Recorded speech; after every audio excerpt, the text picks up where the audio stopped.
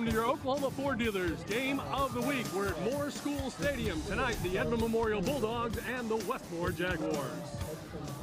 And hi again, everybody. Steve Marshall alongside Deon Amade as we are getting deeper and deeper into the high school football season. Good matchup here tonight with two teams looking for some wins. Yeah, definitely. Both of these teams looking to get after it tonight. Looking forward to seeing a great matchup between these teams. Got a great defensive line for Edmond Memorial and a great secondary for Westmoore. Should be a good one. All right, we got some featured players that we need to take a look at, too, for this evening. And first off, we talk about Edmond Memorial and Charlie Soonram. Yeah, Charlie Soonram is a big, strong kid. Get this, Steve, 3.9 GPA. Smart one down there. The defensive line plays both ways for these Bulldogs, and he can get after it. Has a lot of offers from many schools. It's going to be interesting where he decides to go, but it's going to be really interesting to see who he gets after tonight. And one of the featured players for the Westmoore Jaguars tonight, one of their wideouts, Jacob Clark. Jacob Clark. I talked to Coach Lorenzo, and he told me this is the most chillest, relaxed dude you've ever seen. Not very talkative, but that's because his game does the talking for him. He does a really good job on the outside and in the slot receiver position. He said he's kind of a Wes Welker type, so look for him to get after it tonight as well. All right, it's game time, and we've got the Edmond Memorial Bulldogs and the Westmoore Jaguars. It's your Oklahoma Ford Dealers Game of the Week, and it's coming up next.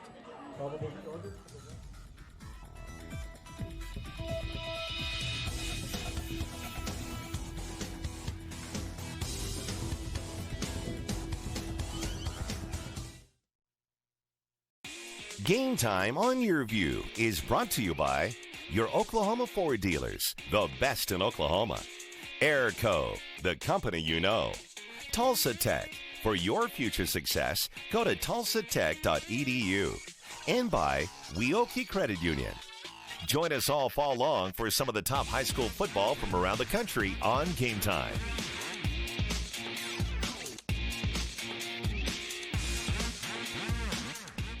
Look, if you're not the lead dog, the scenery never changes. That's why this is the view for every other full-size pickup. And this year, it's deja vu all over again. Because only the Ford F-150 gives you best-in-class torque, best-in-class payload, and you got it, baby, best-in-class towing.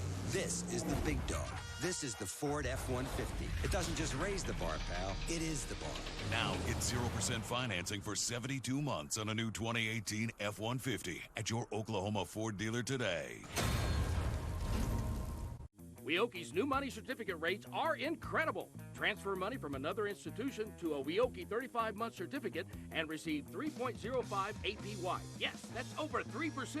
And get a $100 cash bonus for new CD amounts of $100,000 and greater.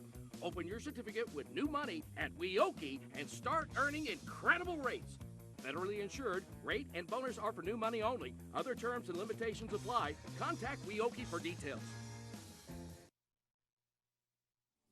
Welcome back to Moore School Stadium. As you can see, just about ready to get things kicked off here this evening. It is an absolutely gorgeous evening, almost perfect outside. And as you take a look at our combatants for this evening, the Edmond Memorial Bulldogs coming in with a record of 1-3. We saw them last week in their game against Edmond Santa Fe, and the Westmoore Jaguars 3-1 on this very young football season. And there is the mighty Jaguar, all set, ready to pounce here this evening. Bulldogs are looking to improve upon their game last week, and Westmoore, of course, in their game, victorious last week 50-35 over Enid, and they will look to continue there. Talk to the coaches, and obviously they like how many points they scored, but not so much the points that they gave up. Yeah, that's very important. They limit the points on the opposing side. That's the name of the game. All right, keys to the game. Deon, you talked to the coaches ahead of time. Yes, sir. Number one, create more opportunities. You do that by getting turnovers. Both these teams want to get some turnovers and help their offense out. Number two, don't beat yourselves. We saw early in the season mistakes and penalties and flags and laundry all over the field. You got to limit those as soon as you get into district play. And number three, win the third phase. What is the third phase, you ask? I ask. Special teams. You got to win special teams. It helps you as far as field position and as far as the game as a whole. All right, so we're all set to go. That's Coach Lorenzo Williams, and that is Coach Luke Orvis. He is in his first year as the head coach for Edmond Memorial. He served 11 years as an assistant, and he also graduated from Edmond Memorial back in 1985. So he's looking to get the team off to a better start this week, as we said in their game last week that you saw right here on YurView, losing to Edmond Santa Fe 42-7. It's high school football. Things can change a whole lot in just the span of 1 week. Talked to Coach Orvis. He had a different pair of sunglasses on last week, and I said, "Oh, new pair of sunshades?" He said, "Yeah, those ones weren't working for me." So I said, "It was a bad luck." He was like, "Yeah, had to switch them up." Westmoore won the coin toss, and they will receive to open up things. That's Lorenzo Williams. He's in his 3rd year as the Westmoore Jaguars head coach. He's 14-8 in the 2 previous seasons. Said he has a different team this year than last year. Last year they were huge up front on the offensive line, had some great running backs, and this year he said maybe the fastest team that he's ever coached, assistant or as a head coach. Jaguars take the kickoff at about the 10-yard line. Tied up there about the 23 and then pushed backwards, and we'll see where they're going to spot the football as here comes the Westmoore Jaguars on offense. It's Xenia up front along with Steinmetz, Grantham, Stewart, and Human. Also, you've got Richardson, Britton, Jacob Clark, our featured player, and Colby Phillips along with Chris Oliver.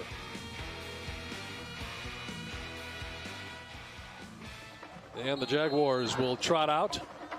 And there's a look at their quarterback, Dayton Wolf, 5'11", 215, a junior. He's already put up some pretty good numbers that we can share with you. And here's the first play from scrimmage. A little play-action pass, and it's batted down at the line of scrimmage. Number 94, Mason Roberts, coming up with the block. And then here's the rest of the defense for Edmond Memorial. It'll be Carson Mullins along with Charlie Soonram. Hedges, Apia is not going to play tonight. He suffered an injury, will not be in the contest this evening. Taylor, McDonald, Horton, Charlton, McBride, and the rest of the defense. 2nd and 10, Jaguars pull it down and run it, get it across the 30-yard line to about the 32. Nice gain there. That's going to be very close. Picked up about 9 yards on that play. Yeah, smart move. Didn't see anything inside that zone defense that he liked and just decided to tuck it and get what he could get. 3rd and short, and a great job by the Bulldogs defense coming up and making the stop. Number 13 in on the tackle. That's Sam Taylor, just a junior. That's a big play because you would have thought that would have been an easy 3rd down get. I mentioned it before this game started. This defensive line is something to fear, and they make 2 big plays early in this quarter. Right here, you saw the first one was the batted down pass on 1st down, and then on a big 3rd down, 3rd and 1, they come up with the stop. Look for them to continue that the rest of the game. So a 3 and out for the Jaguars. They bounce the snap back. Kick is away. It's not a pretty punt, but it's going to turn out to be a pretty good one and going to stop at about the 35-yard line, and that's where the Bulldogs will put it in play. 1st and 10, just underway here tonight with the Bulldogs and the Jaguars. And here's a look at the offense for Edmond Memorial. Gavin Fleck up front along with Charlie Soonram once again. Hollander, Belindo, Swisher, Roberts, Williams and Williams, Emmons, and Charlton. And the quarterback for the Edmond Memorial Bulldogs is Trace Evans. He's a junior, 5'10", 175. Good field position. Bulldogs first possession. Let's see what they can do with the football. Out of the shotgun. Power formation, quarterback lead. Great blocking up front. 1st down yardage and then some. Opened up a huge hole, and he's going to pick up 14 yards. And the defense for the Jaguars, Hurtado, Dowell, also Cleveland, Hampton, and Hanson, Keyshawn Oliver, Xavier Brewer, Eli Cartwright, Zach Johnson, Kerry Shaw, and Beasley at one of the corner spots. So a big pickup, gets the ball out to the 49-yard line in Bulldog territory. New set of downs. Quick pass to the right side, complete, and he is met immediately. And actually dropped for a short loss on the play. Young man that we saw a lot of last week, Mason Williams, not able to get going and go anywhere.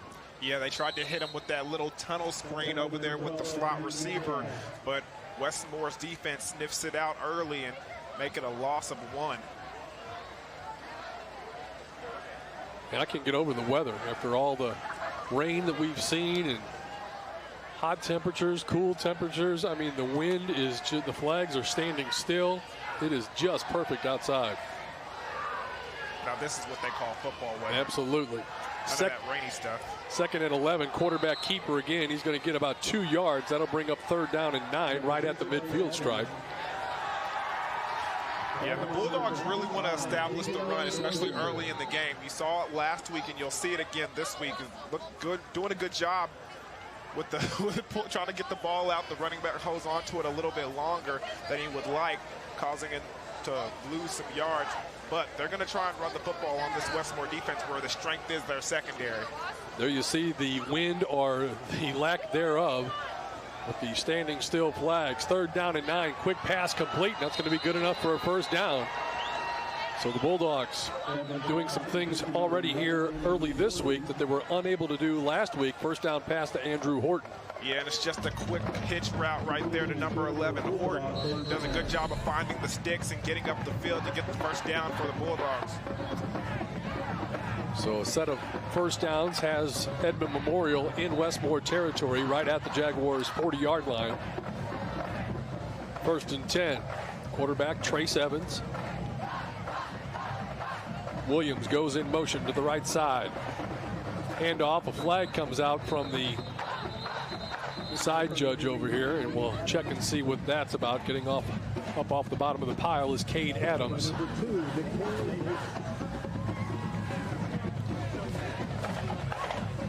And the explanation, that man in the white hat. Illegal shift called against Edmond Memorial, so that'll stop them at least for the time being. There's a look at the current conditions outside. Mostly sunny. A little humid for Oklahoma. 66 degrees, the kickoff temperature. Right there you saw Mikhail Davis coming in from his defensive line position, able to upend the running back before he can even get started. Evans fakes the handoff, keeps it himself, goes over the right side. That was the play that got him a big gain earlier. This time he's going to pick up 4 or 5 yards. Well, maybe 3 or 4. But his forward progress had gotten him out a little further than that. They're going to say he's at the 39-yard line, and that's going to bring up 3rd and about 9.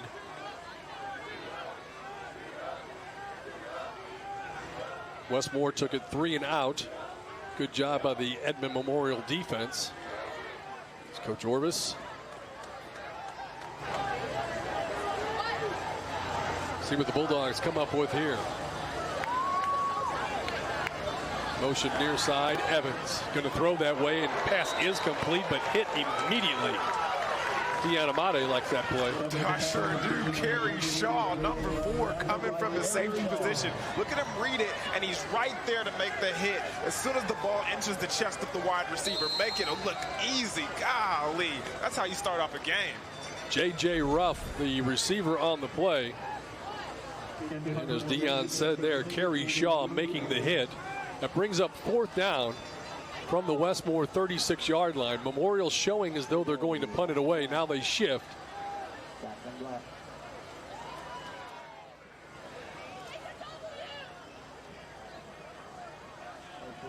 Play clock. High kick. Trying to keep it. And it's actually taken at about the 5-yard line. Dangerous decision there. He's going to get it out to about the 8-yard line. We're going to take a timeout. No score. Edmond Memorial and the Westmoore Jaguars tonight. It's game time on your Oklahoma Ford Dealers Game of the Week.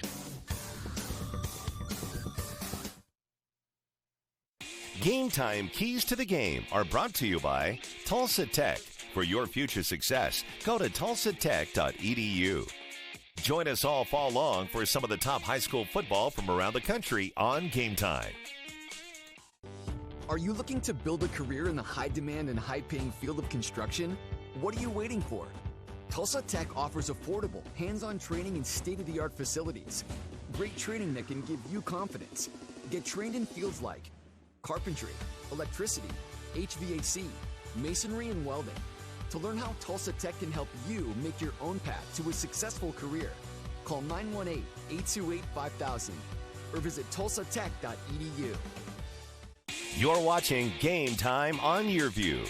For more in-depth coverage of the top players around, recruiting updates, behind-the-scenes access, and more, check out YurView.com.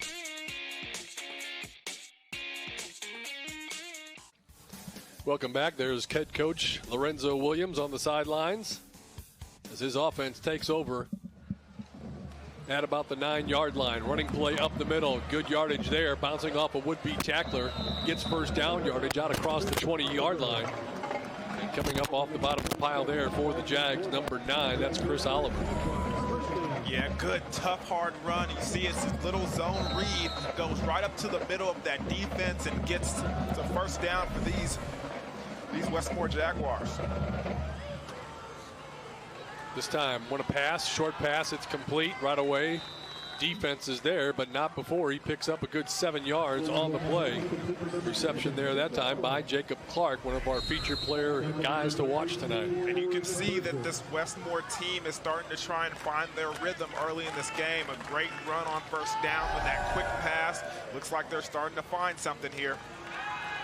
Dropping the throw, set up the screen pass nicely. That's going to get enough yardage for a first down and then some. Into the secondary, breaking away, 30-yard line. They're not going to get him. He's going to take it to the house. I don't see any flags on the play. Touchdown, Jaguars, number 9, Chris Oliver on the screen pass. And that's an excellent, excellent, excellent call by the Westmoore offensive coordinator. You see this defensive line. You see how aggressive they are, how fast and furious they are. So you let them get up the field, you throw a screen pass behind them, and you let your athletes do the work. Chris Oliver taking it all the way to the end zone for 6. When it first came out, it looked like it was going to be a nice gain for a first down, but he kicked it into overdrive, and he took it the distance. Nobody laid a hand on him after that. And that was able to happen because he had excellent blocking downfield by his wide receivers. Extra point is on the way. It's up and good, so Westmoore strikes first as they get the long touchdown pass, 72-yard pass play. And here's a look at it again, Dion. Look at the defensive line. All the defensive line is in his face. Nobody hesitates to see that, oh, wait, it's a screen behind us. So what does Chris Oliver do? He takes full advantage of it. Look at the blocking downfield by his wide receivers, and he uses that speed and takes it into the end zone for 6. Also nifty running by him to see the cutback lanes, watch his blockers, and then come on the backside. Look at this one more time. You see the offensive line get up in front of him. Good block by number 73 right there. You like to see some offensive linemen down the field. Good blocking. You see the receivers getting out in front, and you can see he sees 6 in his eyes, and he takes it for the touchdown for the Jaguars. Jorge Exenia, number 73, giving one of those key blocks out there for the touchdown. 72 yards. You always got to mention the linemen when they're downfield. They like that. They like that stuff. Makes them block even harder for the Absolutely. I got your back, Chris Oliver. So Westmoore on the board first. They take the 7-0 lead. 5:51 left to go here in the first quarter of play. All set to kick it off. Number 8 is Nana Omare. As he approaches and puts the foot into the ball, drives it deep, going to be taken at about the 9-yard line. On the return for the Bulldogs is number 18, that's Ford Burgess. He's going to get it out close to the 20-yard line, and that's where the Bulldogs will set it up 1st and 10. So Westmoore was 3 and out. Memorial got a couple of first downs on their first possession, and then the Jaguars got a first down, and then the screen pass for 72 yards and the touchdown puts us at 7-0. I just have to reiterate how great of a play call that was, and good timing too, because you have to do those early in the game so that this defensive line is a little hesitant, they're a step slower, and you can run your offense, especially with the athletes that they have down there. Running play for the Bulldogs, that's not going to get much, if anything at all. Quarterback keeping on that play, Trace Evans. Yeah, and Mason Williams and Trace Evans are going to have to get their communication down because they keep trying to do this zone read, but Mason keeps trying to keep the ball and won't let Trace Evans pull it from under his arm. There's one of the top linemen in the state of Oklahoma, Lane Grantham. Really no gain on that play. Quick pass to the outside is complete, and then hit and taken down. He's going to get enough for the first down, but paid the price. Let him know your name, young man. Let him know your name. Number 5 over there doing a good job putting a solid hit on him. Deion Simpkins. watch this again. This good yardage by the wide receiver, but they get up the field and he puts his helmet on his chest and he lets them know he's there. That's the kind of tackling I like to see instead of everybody trying to block everybody down. And in the open field. Right. That's key. That's essential. That's one of the things as a defensive back that you have to be able to do. 1st and 10, quarterback keep to the right side. Bounces it outside. He'll pick up about 3 yards on the carry, get it out to the 34-yard line.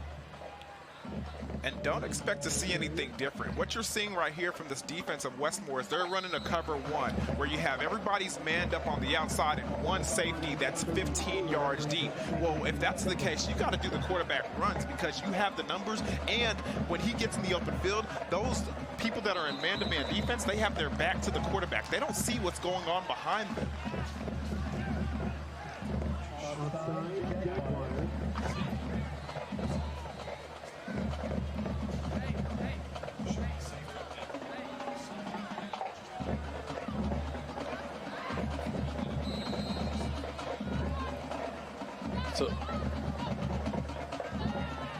So at the 39-yard line, needs to get to the 41.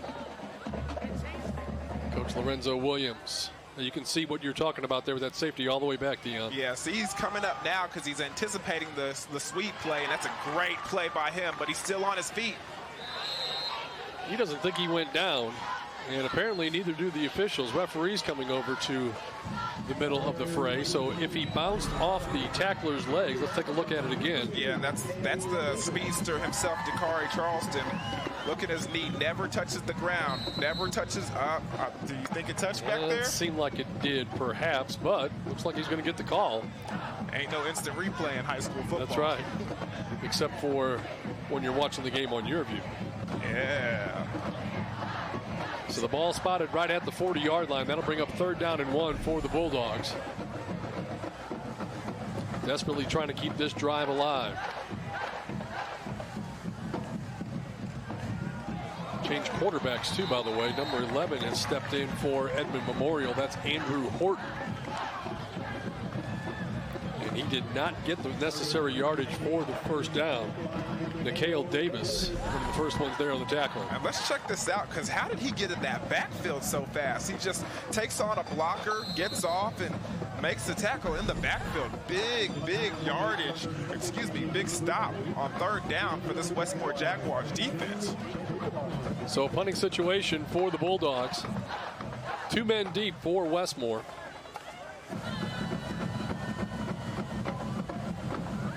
Good snap. Here comes the man from the outside. Gets a piece of the punter, and the referee right there. He's going to throw a flag. Fair catch was made back at about the 33-yard line, but hold everything.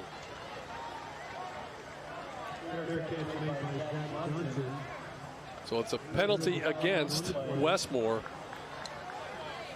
Let's see what the effects of the call are going to be. I don't think there was much doubt about it. Yeah, I mean, I didn't see him touch the football. You could see right away he was going to get very close to it, if not get all the way to it. And that's why they teach you when you're going after the punt, you got to take the proper angle and take it off the foot of the punter. They don't teach you to go at the body or go at his leg. They teach you to go out, take it off the foot. You see how his angle is? It's a nice angle, but he just runs directly into his knee. He should be aiming for that toe right there to take the ball off the foot of the punter. So a punting situation, and then the penalty will give Edmond Memorial a 1st down at their own 41-yard line. 2:18 left to go here in the 1st quarter play. Jaguars on top, leading at 7-0. Evans back in at quarterback. Keeper again, likes that keeper off that right side.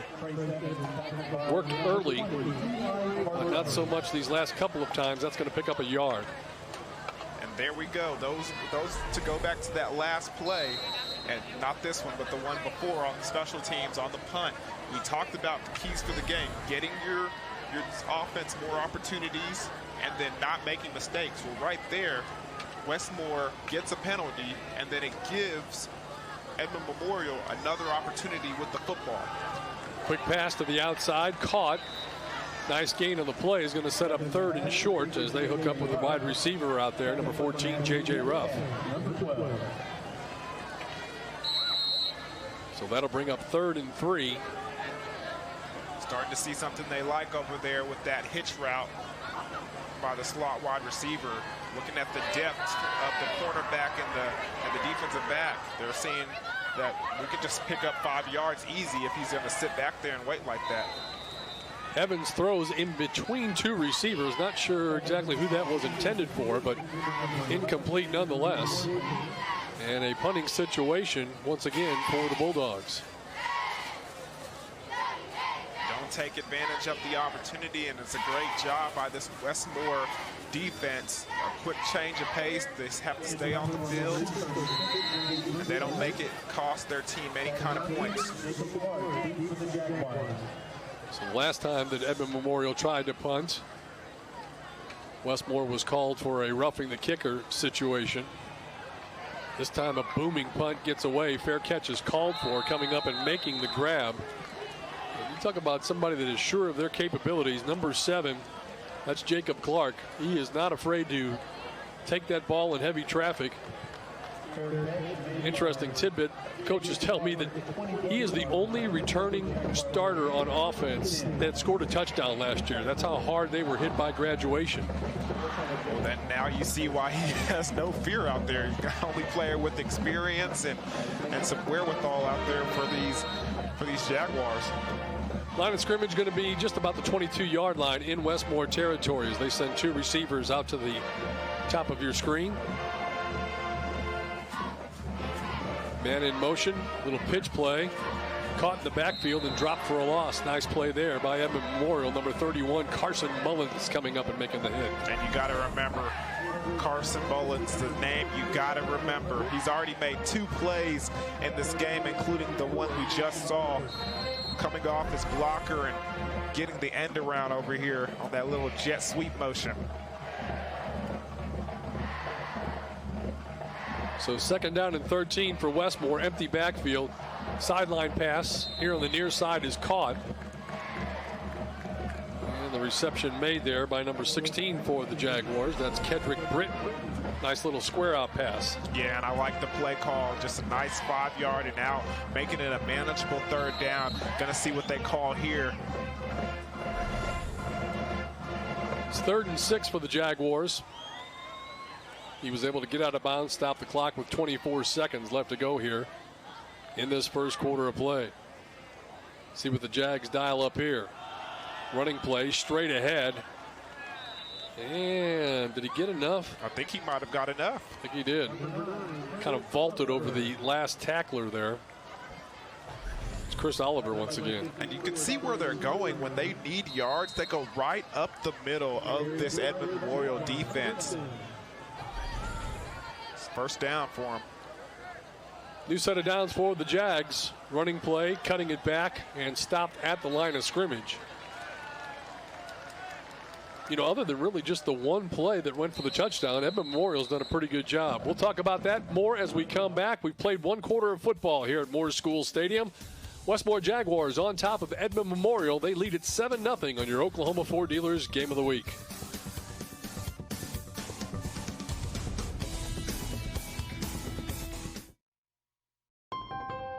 During Ford SUV season, find out why more people come back to Ford than any other brand. Here's a reason. We've got room. And here's another. Waze says it's faster to take the side streets. Perfect. And by the way, Ford has won more J.D. Power Initial Quality Awards than any other brand. During Ford SUV season, get 0% for 72 months plus $1,000 bonus cash on Escape, Edge, and Explorer. See your Oklahoma Ford dealer today. Weoki's new money certificate rates are incredible. Transfer money from another institution to a Weoki 35-month certificate and receive 3.05 APY. Yes, that's over 3%. And get a $100 cash bonus for new CD amounts of $100,000 and greater.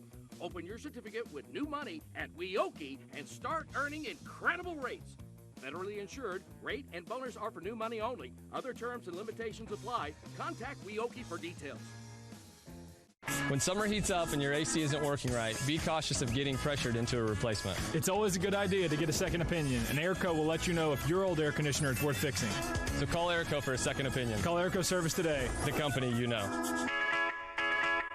No one thinks about their water heater until it fails. At that point, you have a huge mess on your hands with water damage everywhere. A planned water heater replacement can save you a lot of trouble. Right now, you can save big on a new high-efficiency water heater. Call Airco Service, the company you know.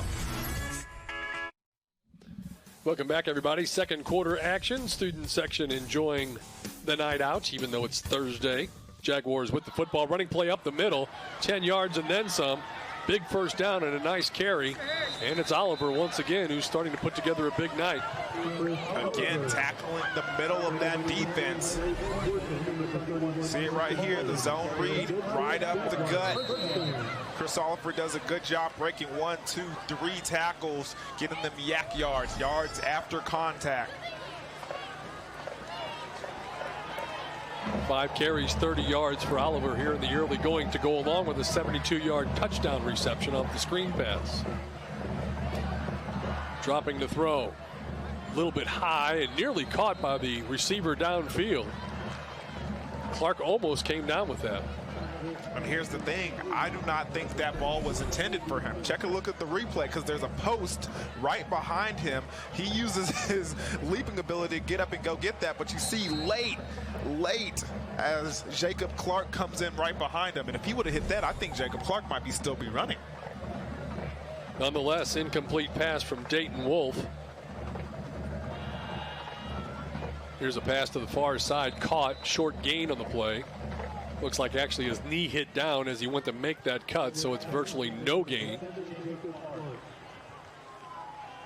And that'll bring up a 3rd down and 10 for the Jaguars.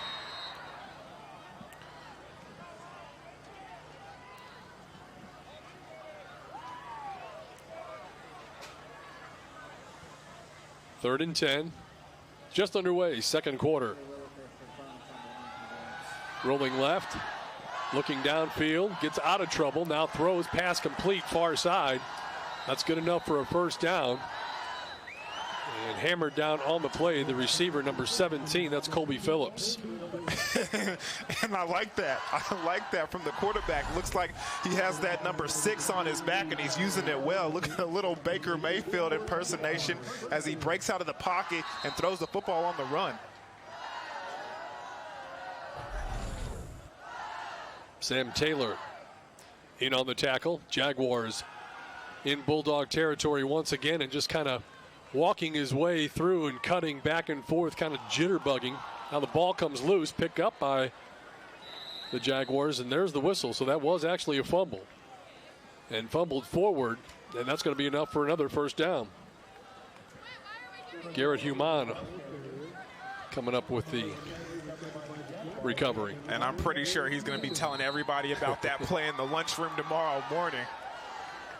Hey guys, remember when I picked up that ball and ran it like 3 yards? Got the first down. You saw the feet. You saw the feet. He was just ready to break away too. Another running play as that offensive line for the Jaguars making a big player out of Chris Oliver here in this first half of play. Yes, they are, and you can start to see some of the hands on the hips from the Bulldogs defensive line. They are really taking it to him in this running game. Oliver came in averaging 6 yards a carry, 352 yards rushing in the first 4 games of the season. Wolf dropping the throw, going for the corner route. A lot of hands on the receiver there, but no call forthcoming. Oh, there is a flag in the end zone. Take a look at this replay. He tries to hit the deep route. It looks like there was a double move and just a little too much contact over there on the outside by number 80, Colin Morris. So it's against Edmond Memorial. They're going to spot the ball right at the 10-yard line. The Jaguars will have a first and goal situation. You know, it's like my defensive back coach always said, sometimes a pass interference is better than a touchdown. That's right. Absolutely. Because he almost caught that as it was. Yep. Westmoore threatening once again from the Bulldogs' 10-yard line. Hand off to the right side. moving forward, going to pick up about 3 yards on the carry, get it down to around the 7-yard line. And your antennas always have to go up when you see a bunch set to the boundary side. Look at that again. You knew they were going to have to attack that side because they had all their extra blockers from the wide receiver position over there. Good job by this defense of Edmond Memorial to go over there and make the tackle for a minimal gain. Wolf in the shotgun. Handoff, right side, stuffed at the line of scrimmage and driven back. They're going to be a loss on the play that time. Good job by the Bulldogs up front. Big number 94, one of the first ones there, Mason Roberts. It's always a sign of a good defense. When you get in the red zone, they pin their ears back and they go. There's not a lot of room to work with, so you got to attack and go. And they're seeing it, and they're putting them down on the ground, making sure they don't get in this end zone. Let's see if they can do it over here on 3rd down. They give him about a yard on the carry. That's it. Now the fade to the corner. Going to the end zone. Had it, dropped it. Incomplete. And he had it in his grasp. He had it. Jaquan Richardson, the intended receiver. And it's a good ball by number 6, Dayton Wolf. You can see he turns around. It's just right here in that pocket. Back shoulder fade. He decides to 360 and turn around and put it in the breadbasket. And I think number 14 for Edmond Memorial gets a hand on his helmet. J.J. Ruff just kind of distracts him just a little bit by tapping his helmet or messing up his line of vision. Field goal attempt for the Jaguars. Kick is away, and it is up and good. So the Jaguars get the field goal, extend their lead. Now they go on top by a score of 10-7. Field goal kicker again is Nana Omare.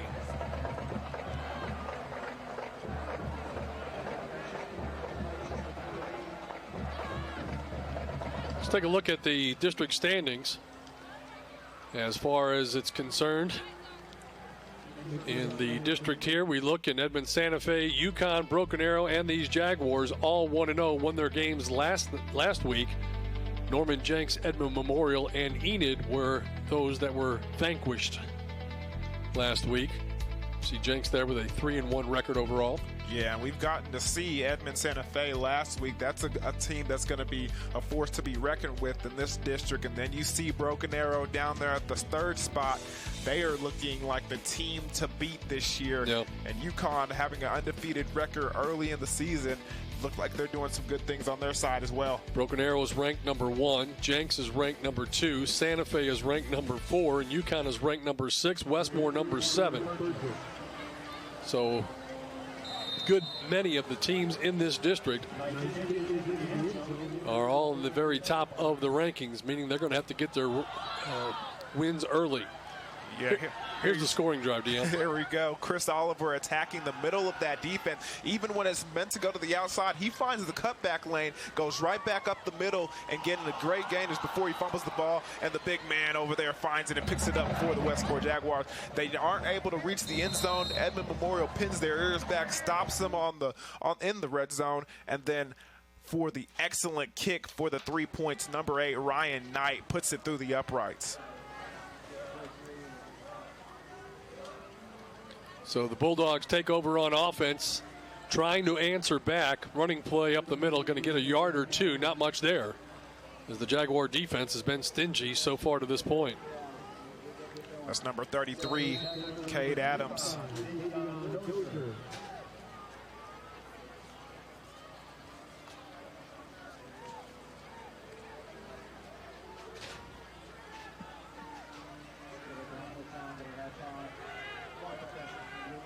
Short gain on the play, give him about a half yard. Pitch to the right, coming straight up the middle. Tripped up as he got to the line of scrimmage, falling forward for about a 3-yard gain on the carry there. Number 33, Cade Adams.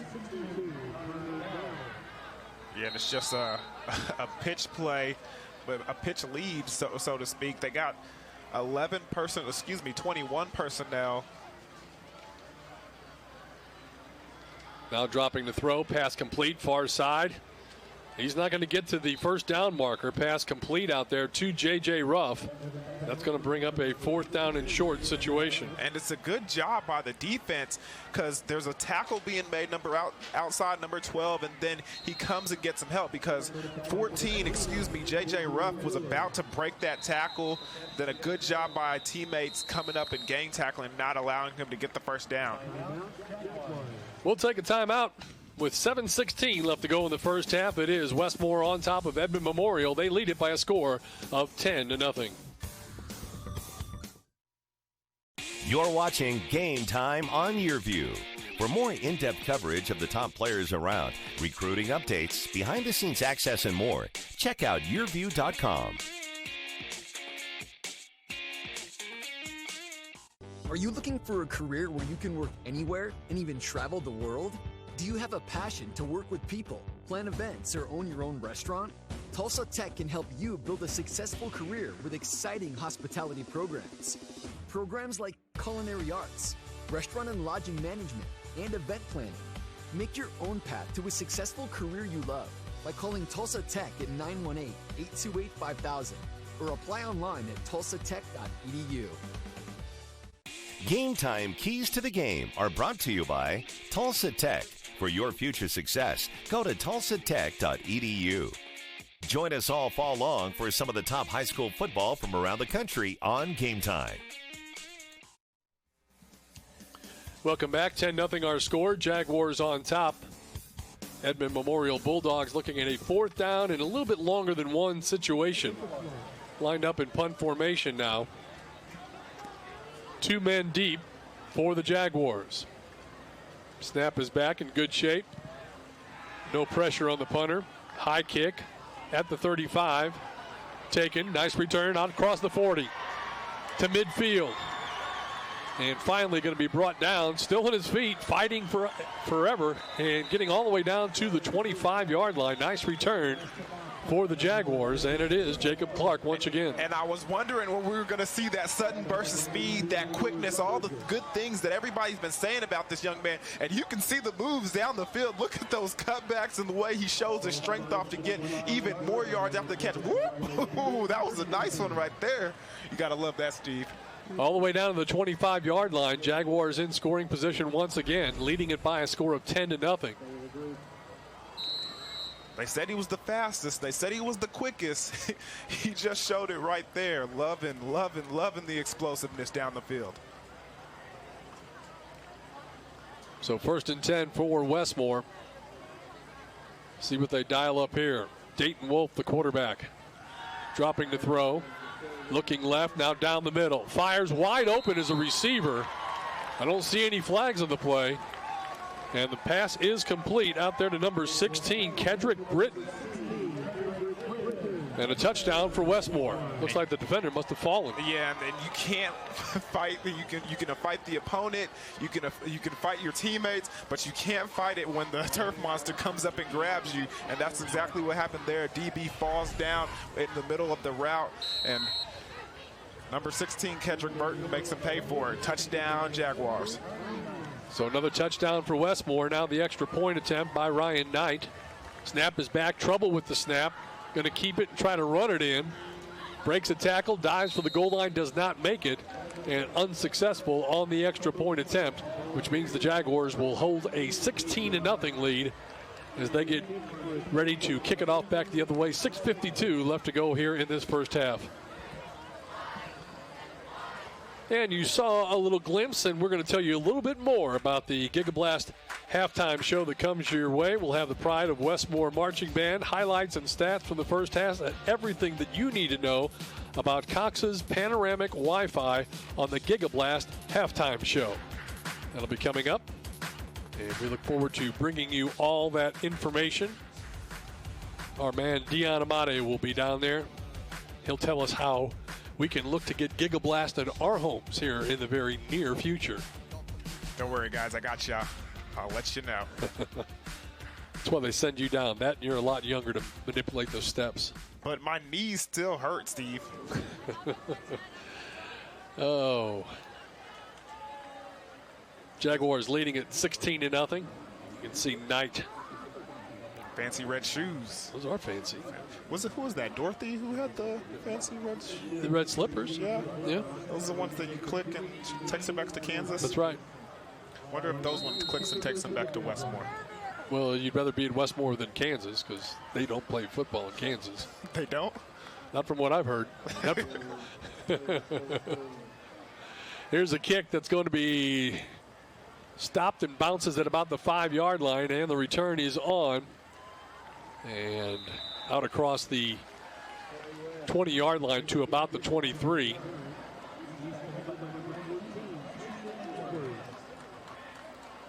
Hold on, my phone was just ringing. It looks like it's Barry Sanders telling, it's a text message saying we do play football in Kansas. Oh, okay. Oh, it looks like, just kidding, guys. I do not have Barry Sanders' number.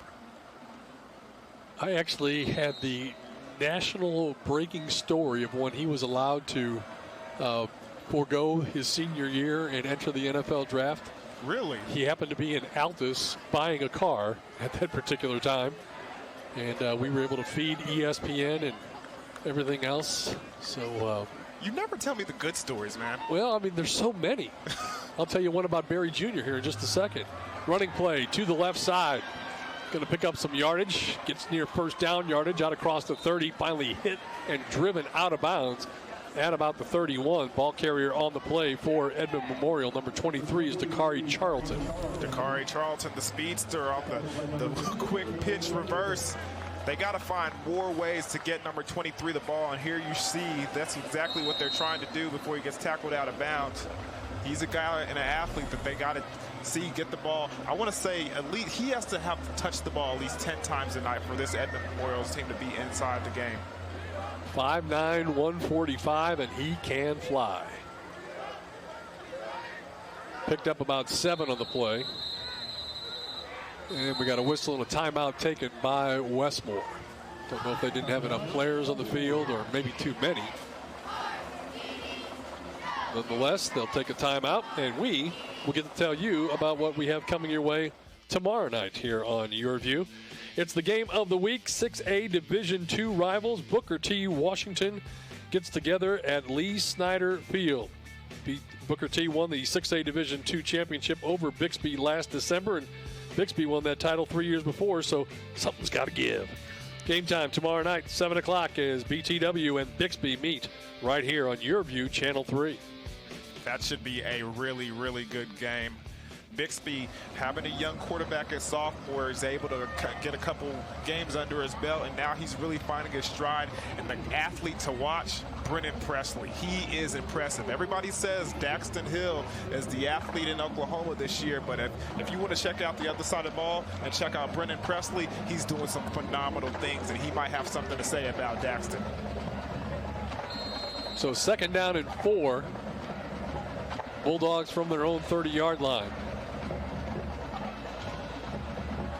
Fakes the pass, keeps it, runs it, gets the first down out across the 40-yard line to about the 41. Nice job there by the quarterback, Trace Evans. And he takes a big hit after picking up that first down. Look at it, just a quick pump fake, quarterback draw, gets up there, tries to get down. But he's a tough customer. He gets up, no pain, no gain.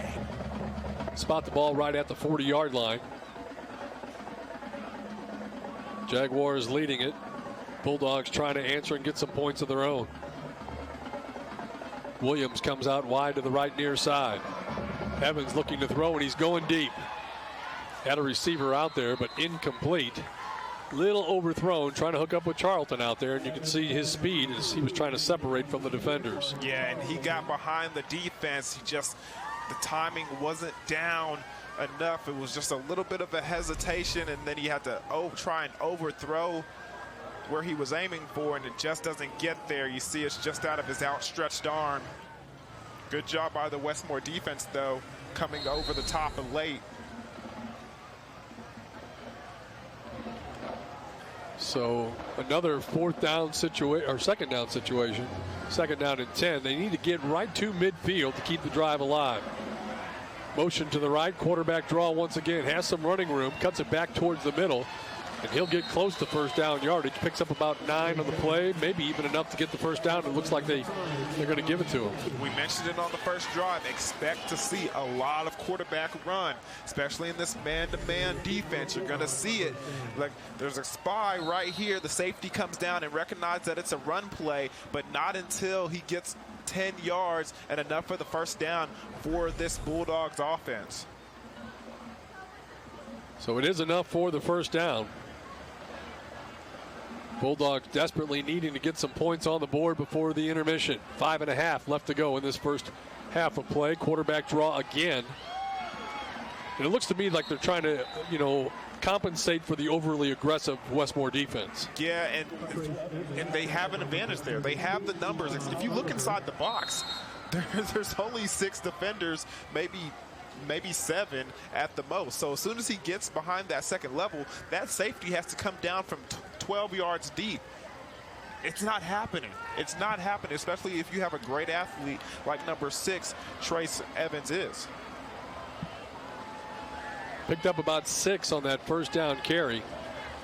Now looking at a 2nd and 4 from the 44 in Westmoore territory. Motion to the near side. Quarterback keeper once again pushing forward, getting about another 2 yards. That'll set up 3rd and short. Very, very, very manageable 3rd down for these Bulldogs. Interesting to see what the play call is. It's been quarterback run most of this drive.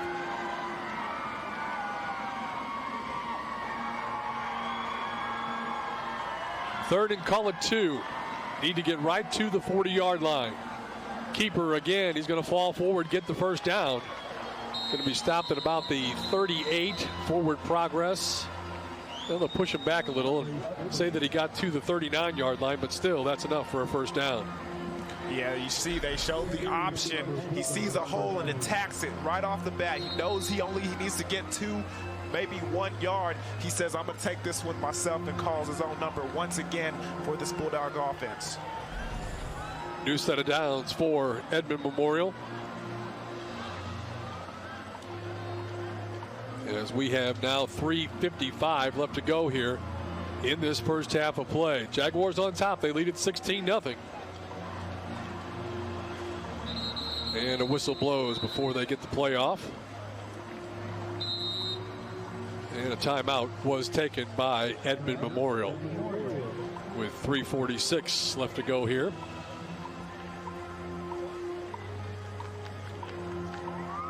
And as we get the opportunity to tell you a little bit more about things that are going on here. Most specifically, the Over the Middle podcast with the host, Jeremy Crabtree, as we learn a little bit more about what's going on across the country as far as, different recruits are concerned.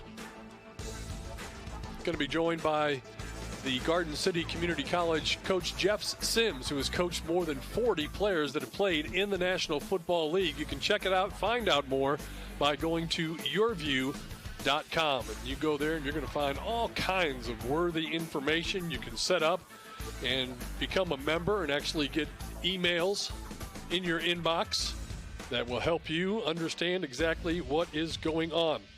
We talked a little bit about Mr. Sims. He's also coached, as we said, more than 40 NFL players, but many will recognize Sims from his appearance on Season 3 of Netflix Last Chance U last year. And again, that'll be coming up. Over the Middle podcast. And a running play there for Edmond Memorial. Going to be a loss on the play. Davion Dozier, one of the big ones in the middle. Putting a stop to the play there.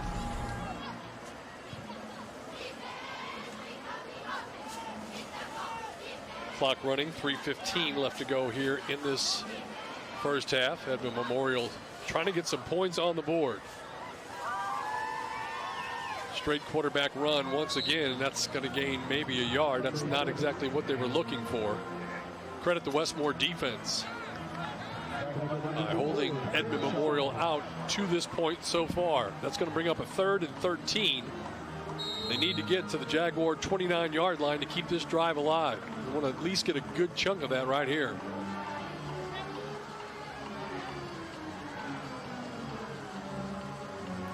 See what the Bulldogs were able to dial up.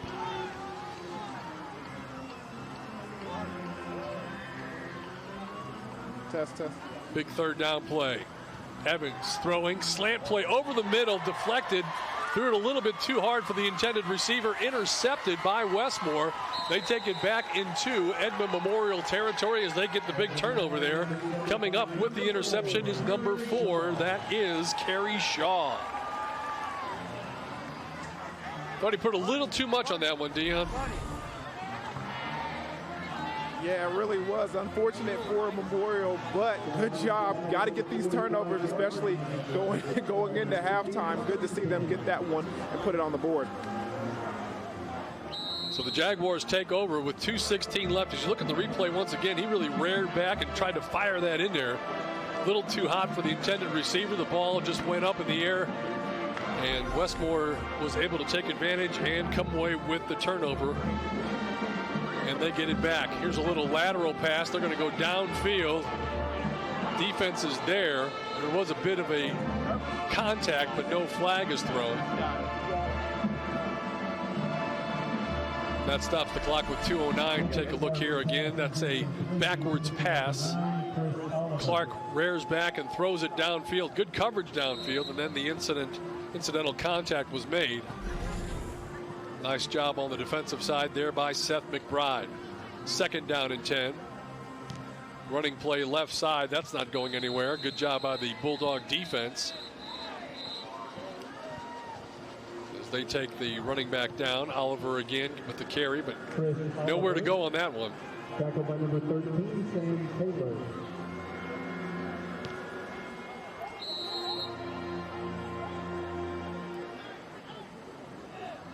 Line of scrimmage at the 45-yard line. 3rd down and 10. Wolf takes the snap, drops. Pressure from the outside. Wolf gets away from that, has plenty of time downfield, throws incomplete inside the 30, inside the 20-yard line before he's finally taken down on the reception. Once again, it's Jacob Clark. Yeah, and he knows where he wants to go with the football. As soon as he gets under duress or finds some trouble in front of him, he goes to his main man, Jacob Clark. Clark with a great reception right there. Almost drops it, but catches it by his fingertips and gets up the field for 1st down for these Westmoore Jaguars. Trying to put some more points on the board with 1:18. Clock restarted now and running. Inside the red zone. Right at about the 19-yard line. Handoff up the middle, inside the 15, down to about the 14-yard line. Chris Oliver. Tackled by 94, Mason Roberts, and 54, Charlie Soonram. Jaguars knocking on the door once again. Clock goes under 50 seconds left to play here in the first half. They already lead it 16-0. Right side, Wolf throws. And I think that's going to be a push-off against the defense, or against the offense, rather, if I had to guess, because that's how it looked to me. Yeah, there's a flag over there in the secondary. There's a flag behind the offensive line, so it's going to be interesting to see which way this one goes here. They'll discuss it, talk it over. Yeah, the crowd's pretty quiet. Curiosity is striking everybody right here on these sidelines. Well, as I watched it happen live, as you take a look at our officials for this evening, led by our referee, Harold Hill, certainly looked like there was some pushing off going on. Penalties on the play. Wow. Bulldogs. So pass interference and illegal use of hands, so they will offset, and they'll just replay the down with 41 seconds left to go here in the first half. Take a look once again. Looks like Coach Lorenzo Williams is trying to get an explanation over here on the sideline, questioning why his opposing offensive lineman helmet was back here 30 yards behind the line of scrimmage, and they called blocking the back on one of their players. I would think he probably has a pretty good question to ask there. Slant pass over the middle, incomplete. And that's just a great defensive play by number 18 for the Bulldogs. A good job of getting between the ball and the wide receiver.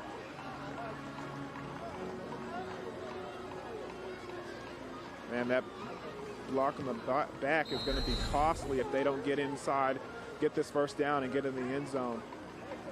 With 30 seconds left in the game, in this quarter.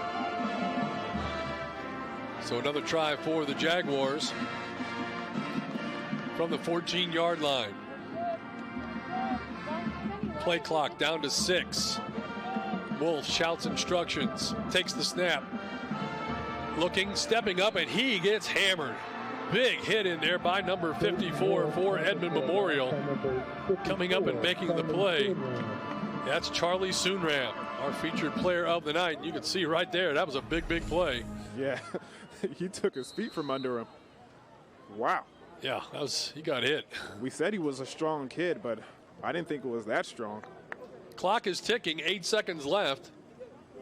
And Westmoore appears to be in no hurry, so apparently they're going to take a timeout.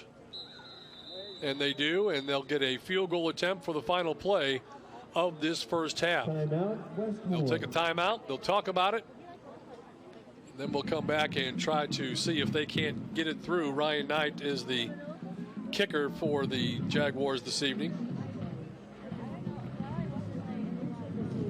Yeah, that block in the back was really unfortunate because it was a great reception by the receiver down there. He had the defensive back draped all over him and still found a way to get the completion. Just unfortunate that there was a penalty. One of our keys of the game was you got to limit these mistakes and limit these penalties. And right there, it cost them in the worst way. Hey, reminder to join us here at halftime. We've got the Gigablast halftime show, the pride of Westmoore Marching Band. Highlights and stats from the first half and everything you need to know about Cox's Panoramic Wi-Fi. It's all coming up on the Gigablast halftime show. And don't forget the Wioki Kick for Cash. But first, we're going to have a kick for points. As Ryan Knight will kick the ball. It'll be a 37-yard attempt from the right hash. Snap back, problems with the snap again. Holder dropping back and looking to throw. Finally just heaves it up towards the end zone, intercepted there and stopped. And so no points for Westmoore as they again just had problems with the snap. That is the final play of our first half. Well, the Jaguars got a big 72-yard screen pass for a touchdown from Chris Oliver. They added another touchdown on top of that and a field goal. And as the teams make it to the halftime locker rooms, our score stands at Westmoore on top, leading it by a score of 16-0. We'll also take a look at some of the scores from across the state. There are a few big games tonight. Most of the big games are going to take place tomorrow night. But let's go down on the field right now. Dion Amade standing by. Yeah, I'm with Coach Williams. Coach, other than that last couple of plays, your team had a solid first half. How do you think about their performance? I think we're just a little flat right now for some reason, man. I don't know. We had a good week of practice this week. We should be getting a lot more energy. That's kind of why I'm the most concerned about energy levels not as high as I want it to be. What are you going to tell the kids in there in the locker room? Pick up the energy. Well, I'll see you later, Coach. All right. To you, Steve. Thank you, Dion. Thank you, Coach Lorenzo Williams. As we go to break, you take a look at some of the first half highlights that has Westmoore on top of Edmond Memorial by a score of 16-0. We've got the Wioki Kick for Cash, and they are getting ready for that. We will once again turn it over to Mr. Dion Amade, and we'll see if they are able to put it through the uprights. Dion, you ready to go? You going to kick tonight? Yes, sir. I'm standing here with my man Lionel Booker. How are you feeling, Lionel? Honestly, I'm pretty nervous right now. It's just like playing the musical instrument. It's just fluid energy, fluid energy. Okay, you got it? Yes, sir. All right, let's get it going. Guys, I believe in him. Okay, he's got the band equipment. I think the band faithful is going to cheer him on here. Let's see if he can knock it through. Steps back, takes a breath. It's up. Oh, and it's just wide. It's just wide, guys. Well, Lionel, it was a good effort. It was really, it looked good to me, man. How'd you feel about it? I honestly don't know. I just went up there and tried my best. Well, that's all you can ask for. You try your best. Chris, you have something for him? Hey, man, we got $50 for you. Thank you, sir. Use it wisely. And, hey, man, you were close, man. Really close. Really close, guys. Well, back to you, Steve. All right, thank you very much, Dion. We will take a timeout. 16-0. Westmoore on top of Edmond Memorial. Your halftime score, as you can see, the Pride of Westmoore Marching Band getting ready to perform for you during halftime. That's coming up when we return.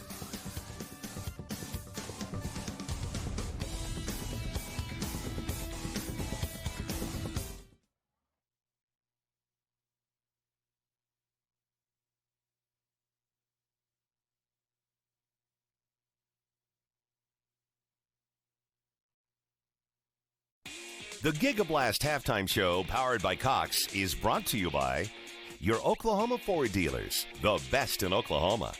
Airco, the company you know. Tulsa Tech, for your future success, go to tulsatech.edu. And by Wioki Credit Union. Join us all fall long for some of the top high school football from around the country on Game Time.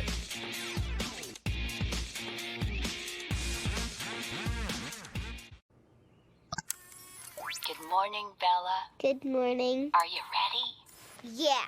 5 little monkeys. Yay, Bella! Hold still. Almost done. Oh, Bella, I really love playing with you. Thanks, Grandma. I really like our visits. Whatever tech tomorrow dreams up, you'll be ready with Gigablast. Future speed internet is here from Cox. Look, if you're not the lead dog, the scenery never changes. That's why this is the view for every other full-size pickup. And this year, it's deja vu all over again. Because only the Ford F-150 gives you best-in-class torque, best-in-class payload, and you got it, baby, best-in-class towing. This is the big dog. This is the Ford F-150. It doesn't just raise the bar, pal. It is the bar. Now get 0% financing for 72 months on a new 2018 F-150 at your Oklahoma Ford dealer today.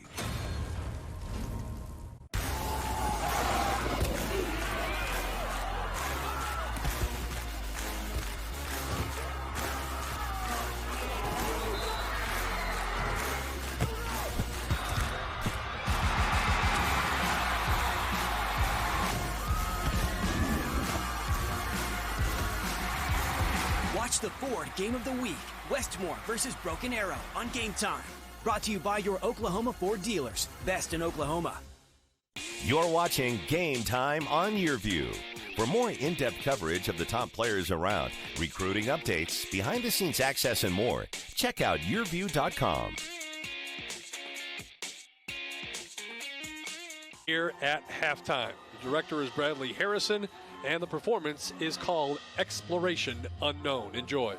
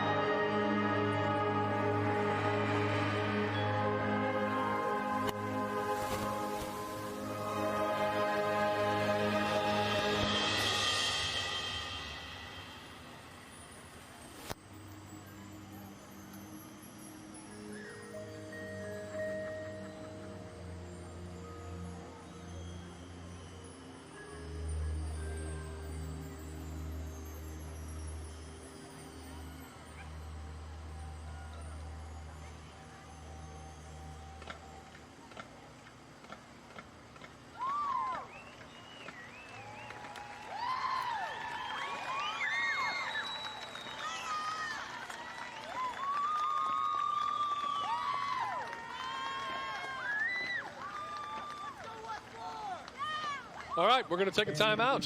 Hope you enjoyed the Pride of Westmoore marching band. Westmoore on top of Edmond Memorial, 16-0 our score.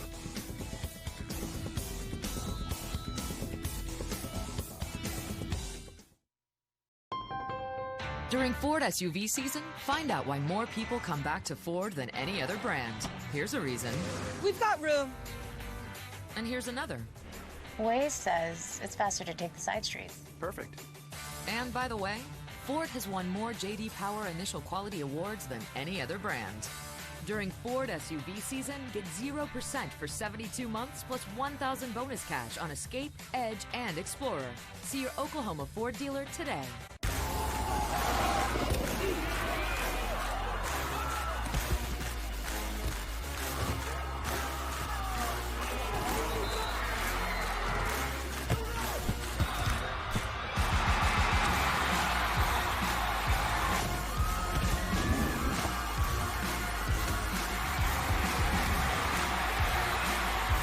Watch the Ford Game of the Week, Westmoore at Broken Arrow, October 5th at 7 on Game Time. Weoki's new money certificate rates are incredible. Transfer money from another institution to a Weoki 35-month certificate and receive 3.05 APY. Yes, that's over 3%.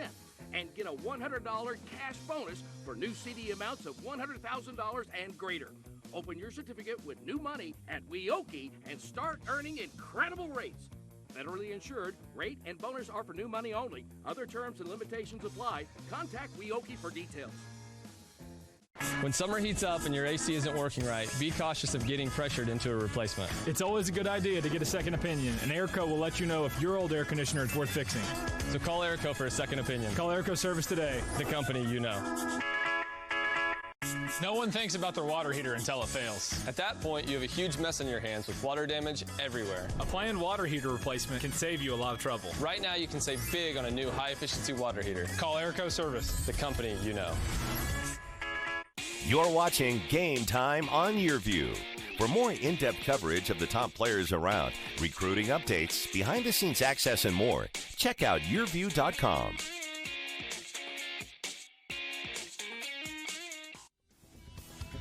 Welcome back to your Oklahoma Ford Dealers Game of the Week. We're at the intermission right now. The Westmoore Jaguars holding the advantage 16-0 over the Edmond Memorial Bulldogs. As we continue our GigaBlast halftime show here on the Ford Game of the Week. If you have any problems with wireless internet in your home, you might need Panoramic Wi-Fi from Cox. Panoramic Wi-Fi is a new service that generates a strong Wi-Fi signal all throughout your entire home. Last week, Dion talked with Artina Mahomes about Cox's Panoramic Wi-Fi service. Panoramic Wi-Fi from Cox is this new, innovative, high-speed internet experience. And it was really designed to provide internet service to customers in the way that they use Wi-Fi today. So with the service, customers are going to receive full wall-to-wall Wi-Fi coverage, super fast speeds, and will provide them some support tools so that they can manage their in-home Wi-Fi network. So why is wall-to-wall coverage so important? Well, first off, let me just say that wall-to-wall is really exactly what it sounds like. Customers are going to have that optimal Wi-Fi experience regardless of what home or what room in their home that they're using the internet in. So let me give you an example. In my family, we're a family of 4, and we all have laptops, we all have mobile devices, and there are gaming consoles. And so all of these devices that need an internet connection can add up pretty quickly. As a matter of fact today, Dion, the average home has about 11 devices connected to the internet, and we expect that to grow to 50 by the year 2020. Really, 50? 50. So I know that sounds like a lot, right? So think about all the devices that I just named that are in my home and add devices. So there are refrigerators that can send you your grocery shopping list. And there are washer and dryers that you can program to start at a certain time. And wireless cameras are being added to the home. So those devices that need internet connection add up very quickly. And that's why wall-to-wall coverage is so important. Customers need an internet connection in every room. Yeah, it's going to get a lot of use. But you mentioned how fast it is, and it's super, super fast. What kind of, how fast are we talking? So great question, and Cox offers several internet packages, but our package that offers the fastest speeds is our GigaBlast package. And so this package has a gigabit of speed and is perfect for the Panoramic Wi-Fi home. So think about being able to download a movie and your daughter being in the next room and she's streaming her favorite Netflix shows, and your son being in the next room and he's playing his video game. With Panoramic Wi-Fi and our GigaBlast package, all of those things can be going on at the same time, no interruption, no buffering. And so Cox is moving very rapidly to update our network to provide these gigabit speeds to customers. And by the end of the year, over 85% of Oklahoma City and surrounding areas will have access to our fastest package, which is the GigaBlast package. Some great information there from Artina Mahomes of Cox, telling us about the Panoramic Wi-Fi that should be available in many of the homes throughout the country here very soon, perhaps by the end of the year. We're going to take a timeout and continue. Westmoore leading it 16-0 our score. You guys ready? This is the Nelson family. Wi-Fi's good. And their Panoramic Wi-Fi from Cox. Connected here. They're helping us demonstrate the speed and coverage of its super fast signal. Here it comes! It covers every device and every inch of their home. He's coming back up! And with extenders, every room is connected. Cover every corner of your home with super fast Panoramic Wi-Fi from Cox. Look, if you're not the lead dog, the scenery never changes. That's why this is the view for every other full-size pickup. And this year, it's deja vu all over again. Because only the Ford F-150 gives you best-in-class torque, best-in-class payload, and you got it, baby, best-in-class towing. This is the big dog. This is the Ford F-150. It doesn't just raise the bar, pal. It is the bar. Now get 0% financing for 72 months on a new 2018 F-150 at your Oklahoma Ford dealer today.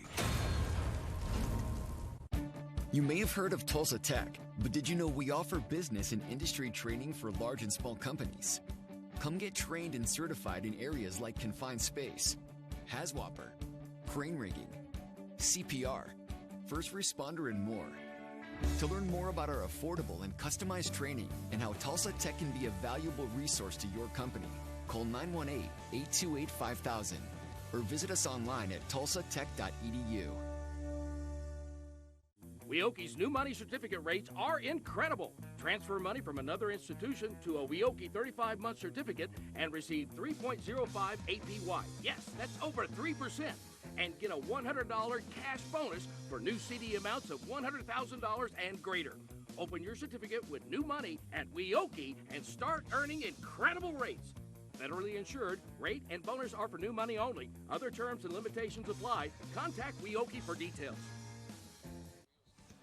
Welcome back to the GigaBlast halftime show. There you can see our score. Westmoore on top of Edmond Memorial, your Oklahoma Ford dealers' game of the week.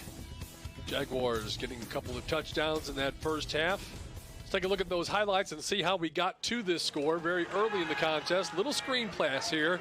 Doesn't look like much in the beginning, but watch Chris Oliver go as he's going to take it to the house.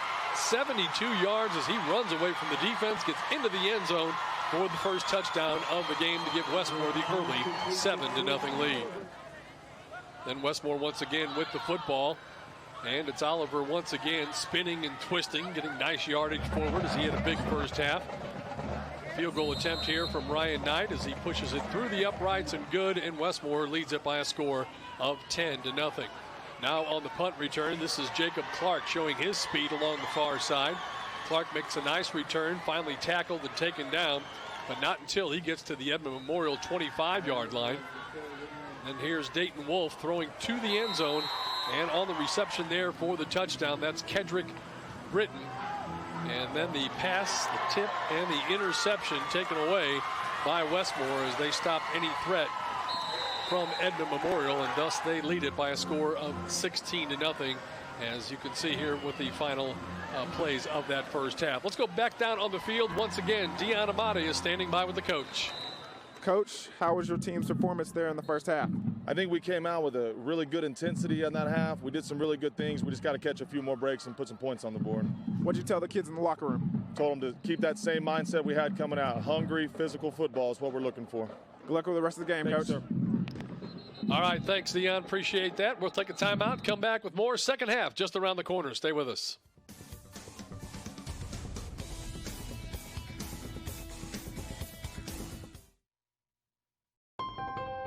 During Ford SUV season, find out why more people come back to Ford than any other brand. Here's a reason.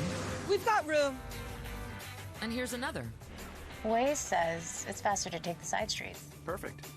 And by the way, Ford has won more J.D. Power Initial Quality Awards than any other brand. During Ford SUV season, get 0% for 72 months plus $1,000 bonus cash on Escape, Edge, and Explorer. See your Oklahoma Ford dealer today. Are you looking to build a career in the high-demand and high-paying field of construction? What are you waiting for? Tulsa Tech offers affordable, hands-on training in state-of-the-art facilities. Great training that can give you confidence. Get trained in fields like carpentry, electricity, HVAC, masonry, and welding. To learn how Tulsa Tech can help you make your own path to a successful career, call 918-828-5000 or visit tulsatech.edu. Weoki's new money certificate rates are incredible. Transfer money from another institution to a Weoki 35-month certificate and receive 3.05 APY. Yes, that's over 3%. And get a $100 cash bonus for new CD amounts of $100,000 and greater. Open your certificate with new money at Weoki and start earning incredible rates. Federally insured, rate and bonus are for new money only. Other terms and limitations apply. Contact Weoki for details. When summer heats up and your AC isn't working right, be cautious of getting pressured into a replacement. It's always a good idea to get a second opinion, and Airco will let you know if your old air conditioner is worth fixing. So call Airco for a second opinion. Call Airco Service today. The company you know. No one thinks about their water heater until it fails. At that point, you have a huge mess on your hands with water damage everywhere. A planned water heater replacement can save you a lot of trouble. Right now, you can save big on a new high-efficiency water heater. Call Airco Service. The company you know. You're watching Game Time on YurView. For more in-depth coverage of the top players around, recruiting updates, behind-the-scenes access, and more, check out YurView.com.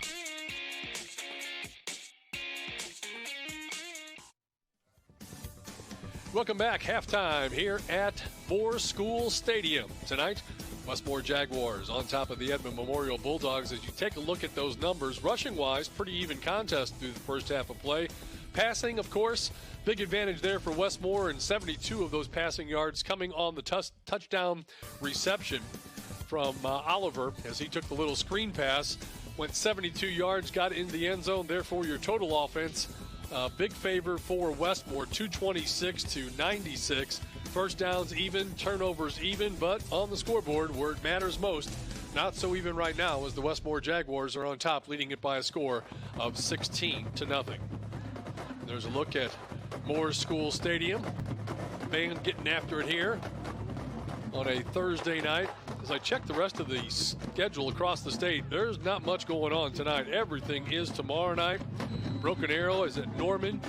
Norman North plays at Moore. Union is at Mustang. UConn at Edmond Santa Fe. And Altus at Ardmore, Class 5A, and a big one in Class 3A. Heritage Hall, number 1 against number 2, John Marshall. We are set, and the second half is underway with the kick, taken at about the 6-yard line by the Bulldogs. Looking for something to happen here as they're going to get it out to the 20, the 21-yard line, and that's where the Bulldogs will set it up. 1st and 10 as we start the second half of play with Westmoore leading it by a score of 16-0. And as we like to do as we begin the second half of play is go back and look at the keys that Dion picked out for this contest here. What's it tell you, Dion? Yes, sir. Number 1, create more opportunities. You do that by getting turnovers and getting off the field on defense. Number 2, don't beat yourselves. No penalties, no mistakes, no silly stuff. And number 3, win the third phase. Special teams is the phase that you're looking at there. Got to do well on those sides of football.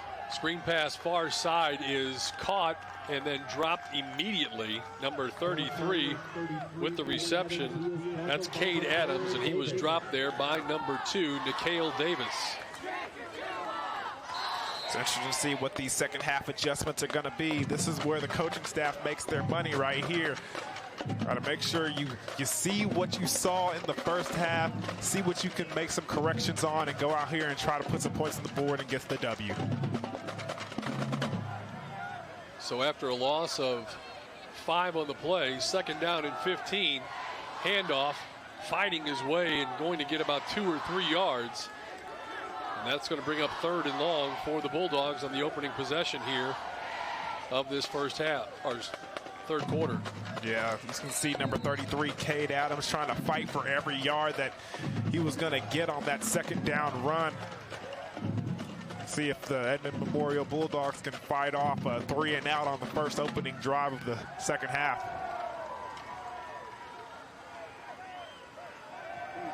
So 3rd and 13 is the official designation. Shotgun. Sends a man in motion to the left side. Evans, quick slant over the middle. Had his receiver, but he couldn't hang on. And the pass goes incomplete, intended there for Cole Emmons, and likely putting Edmond Memorial into a punting situation. Yeah, Trace Evans just puts the ball a little bit behind Cole right there. Number 8, the wide receiver. Looks like he was under duress a little bit from that defensive line of the Westmoore Jaguars. Makes for an incomplete pass and a 3 and out. So Edmond Memorial to kick it away. Good kick. Fair catch called for and taken right at about the 43-yard line. Were you a punt returner in your day? You know, I returned a couple back in my day. That punt returning stuff, it's dangerous, man. I'm telling you. It's a little nerve-wracking because they teach you to look at the ball, locate it, get a quick glance down the field of what you got, see if you need a fair catch, and then catch the ball once again. I did it a couple times. Then I was like, I got to the next level, got to OSU, and I was like, I don't think this is for me, guys. Not a big fan. No, I would not have wanted to take that chance whatsoever. There's a look at Dayton Wolf. His numbers from that first half of play. Good numbers, 7 of 11, 155, and 2 TDs in that first half of play. Yeah, when Wolf got the opportunity, he was slinging that ball around. Here's that screen pass once again. And it's going to work once again, busting through the middle. He's going down the sidelines. One man to beat. Sideline, end zone, touchdown Jaguars. And you can't beat it. If you got an aggressive defensive line that you're facing, hit them with a couple screen passes and see how it works. And right here, 2 times, not 1, but 2, working to perfection. Look at the replay. Look at Oliver. Look at the big guys get up in front. Take 1 blocker. Look at the offensive linemen. Look at the wide receivers. Get out there and help Oliver. And then he takes it all the way into the end zone for the first touchdown of the second half for the Westmoore Jaguars. So Oliver once again with the big night. Snap is back. Ryan Knight's extra point is up and good. Dayton Wolf now with 3 touchdown passes on the night. 56 yards on this one, and the Jaguars now jumping well in control, leading it by a score of 23-0. I mean, it was almost identical to that first one. It's like they watched film and they saw that this defensive line is aggressive, and the way to combat that is early in the first quarter, early in the third quarter. Make sure you catch them on something that catch them with their aggression. Use their aggressive, their speed, their nature against them, and that's exactly what they did with the running back screen right there. Look at the quarterback. Fearless does a nice touch pass over the top to Oliver. Look at the offensive lineman get out. Look at wide receivers blocking downfield with perfection, and look at Oliver's speed as he gets up and down, breaking 1 tackle to get into the end zone, and he knows he's feeling it. He's got 126 yards just on touchdown receptions tonight to go along with his rushing yards. Big night for... It's like he knows that we're here, Steve, and he wants me to go down there and talk to him after the game. He is putting on a show, no question about that. Dropping back to kick it away. Ryan Knight gets a foot into it, drives it back into the end zone. Automatic touchback, and the Bulldogs will get it 1st and 10 from their own 20-yard line. There's the guys gathered in their tent. They're having a good time watching the replay, Dion. Yeah, isn't that kind of neat that they are able to watch instant replays and tape on the sideline? Good little tool and advancement that I didn't have back in my day. I remember we did a game at Christian Heritage, I don't know, 2-3 years ago, and they were one of the first ones to come out with that, where they shared the iPad using the intranet at the stadiums and able to share it with their coaches up in the box, and it's taken off. kind of feel like you now, Steve, talking about back in my day, we didn't have that fancy tablet internet stuff. If you remember, they used to have like a long string that they would take pictures and then slide the pictures down the string to the sidelines. What? Andy, tell him. Are you serious? Yes. That was a thing? Absolutely. You're lying. I am not lying. Nah, he's lying. Somebody sent me something on Twitter. I got to see something about this. Instagram, Twitter, send me pictures. All right, we got a little special something for you here as we continue to delve into what all the week can offer you. And Dax Hill was probably the top Oklahoma prospect in the class of 2019. Just last week, he announced his commitment to Michigan over schools such as Alabama, OU, OSU, and Ohio State. He may be one of the best players to come out of Booker T. Washington. That's saying a lot when you consider that the Hornets have one of the richest football traditions in the entire state. A very humble kid. Very quiet kid, probably the best player that I ever coached. Such a humble kid that you wouldn't know that he's a D1 player, but when you put him on the film, he separates from a lot of players.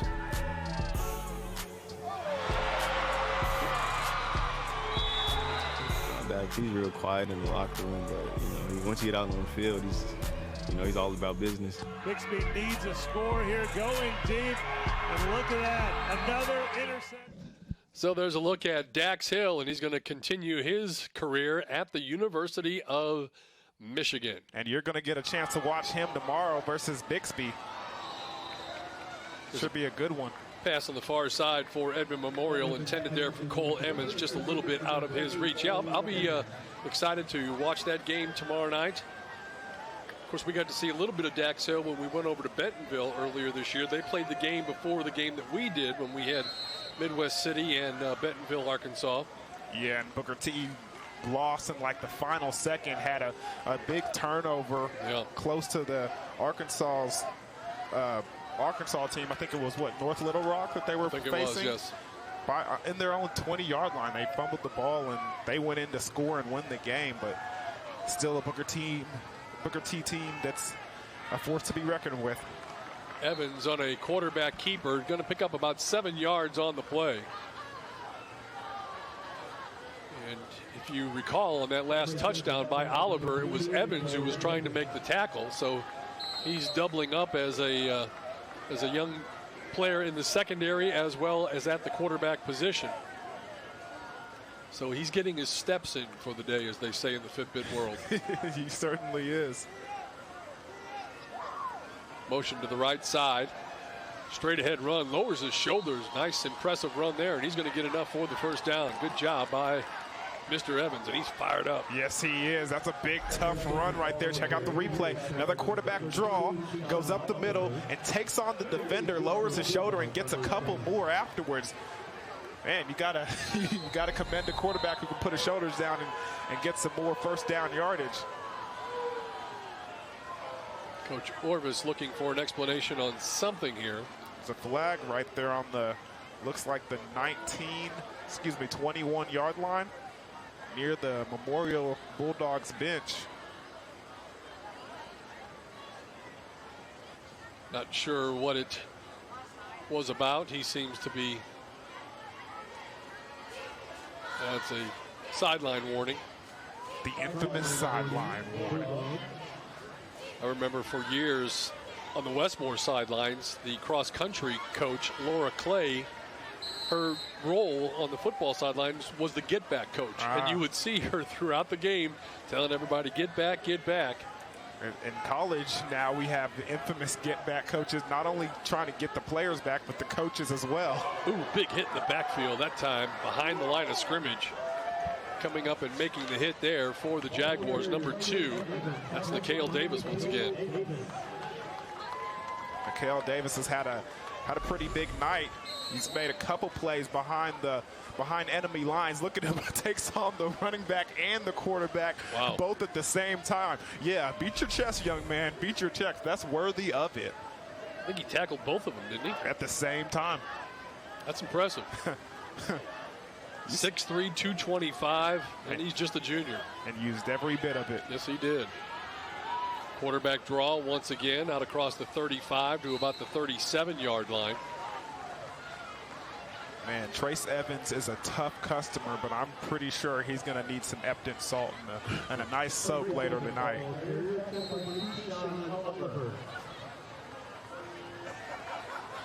Look at the Edmond Memorial Bulldog quarterback. Tell you about each team's schedule in the coming weeks. Evans tossed to the near side. Looks like he and the receiver were not quite on the same page. Intended there for number 14, J.J. Ruff. And I think Westmoore is right on that. It's been every time they go in that formation, that's the quick hitch pass that they like to hit. And it's always to the same guy, number 14, J.J. Ruff. So I think Westmore's kind of picked up on that, and they were sitting right there with Ruff waiting for the ball to come his way. Luckily, it was thrown behind him, not in the waiting arms of a defensive back. So a punting situation for the Bulldogs. Kick is away. Fair catch called for once again at about the 34-yard line, and that's where the Westmoore Jaguars will put it back in play, leading it by a score of 23-0. Jacob Clark once again coming up with the fair catch there. Hey, we want to remind everybody again that on YurView's high school football recruiting podcast, Over the Middle, Jeremy Crabtree is joined by Garden City Community College coach Jeff Sims. College coaches know Sims as a national championship winning coach and is one of the first people to develop a player personnel department in college football. He also coached more than 40 NFL players, including Jason Pierre-Paul, but many recognize Sims from his appearance on Season 3 of Netflix's Last Chance U. He and Jeremy break down why recruiters have flocked to Booker T. Washington High School. All that and more on this week's episode of Over the Middle podcast. You can check it out at YurView.com. Oh, I can tell you why they're flocking to Booker T. Washington High School. Got some athletes. They got some athletes. And have forever, as long as I've lived in this state. That's now 31 years. Here's a running play. Left side, not going to get a whole lot there. Spun down. Somebody lost a helmet there. He'll have to go set out of play. As I look at the schedule for Westmoore coming up after tonight's game, they have to play at Broken Arrow, then play undefeated UConn, Edmond Santa Fe, who we've already seen that's pretty good, at Norman, and then Jenks. That is a schedule there, man. They're going through the gauntlet at the second half of the season. Here's a running play straight ahead, spinning and twisting, going to get out near midfield. For Edmond Memorial after their game tonight, they get Norman, then they play at Jenks, they get Enid at home, and then they get Broken Arrow and UConn at home. So look at both of these teams having some tough roads ahead of them. This district is double tough, no question. Third down, call it 5 for the Jaguars. Just their side of midfield. Watch the tight end over here near the Westmoore sideline. Handoff. Gets about a yard, 2 perhaps. That's going to bring up a 4th down. Let's call it about 4 for the Jaguars. And that's a play that you know that they're going to go for it on 4th down. They tried to set it up and make it a manageable 4th down, but when you run the ball on 3rd down and about 5, 3rd down and about 6 or 7, you're anticipating, especially where their field position is right now, you're anticipating them going for it, especially where their defense has been playing all night.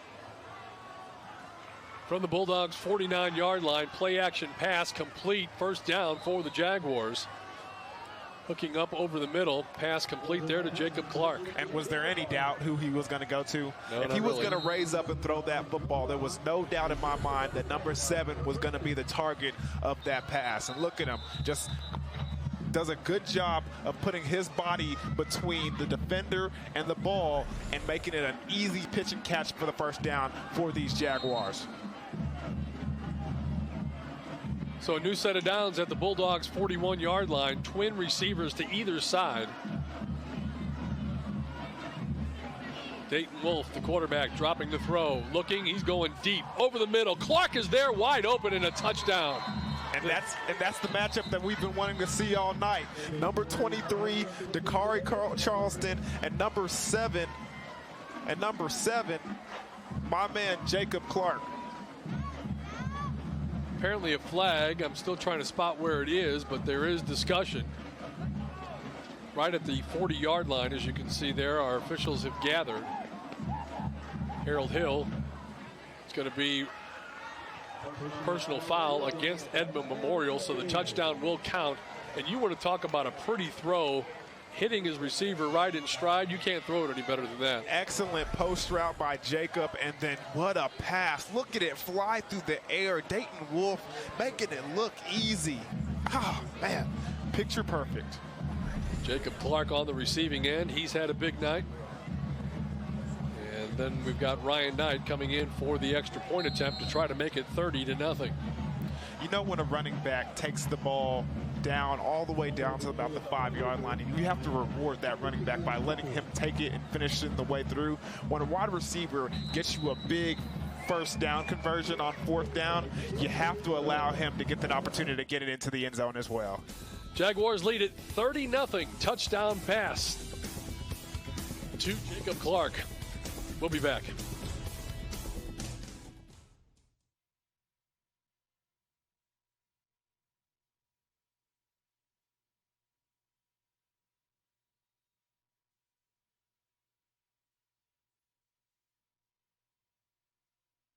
Look, if you're not the lead dog, the scenery never changes. That's why this is the view for every other full-size pickup. And this year, it's deja vu all over again. Because only the Ford F-150 gives you best-in-class torque, best-in-class payload, and you got it, baby, best-in-class towing.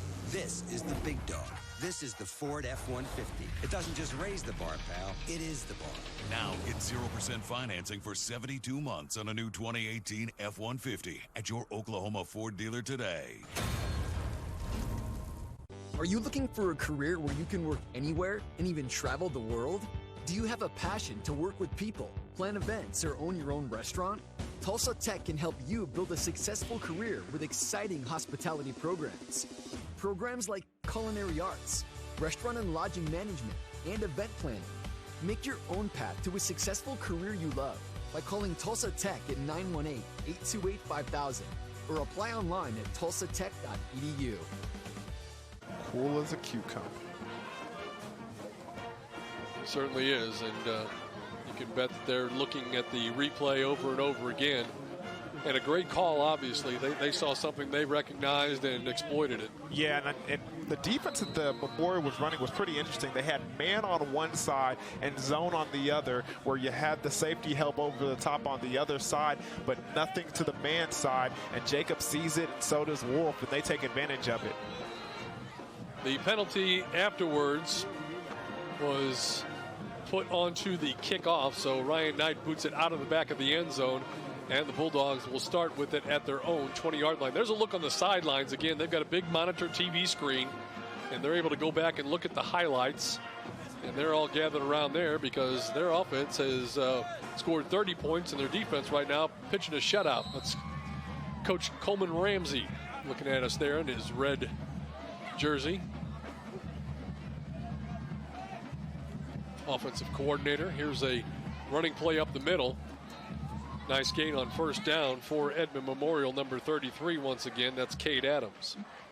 And almost a touchdown saving tackle by number 3, Zach Johnson, over there from his defensive back position. Coming up there and grabbing those ankles before Adams can get it really going down the field. 5 minutes left to go here, third quarter play.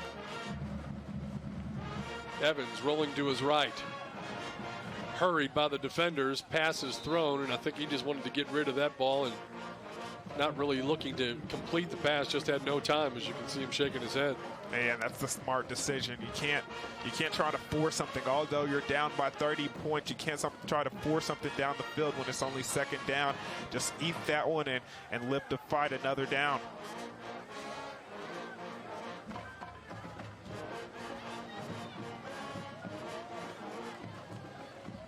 Third down and 3. Bulldogs want to keep this drive alive, and they are not going to be able to. Just nowhere to go for the running back. All the holes were closed. He tries to bounce it outside. Nothing doing there. And taken down by a number of Jaguars, including number 25, Jordan Hampton. Yeah, Adams tries to bounce it outside on that play. And with the speed of these Jaguars over here on defense, that's not going to happen.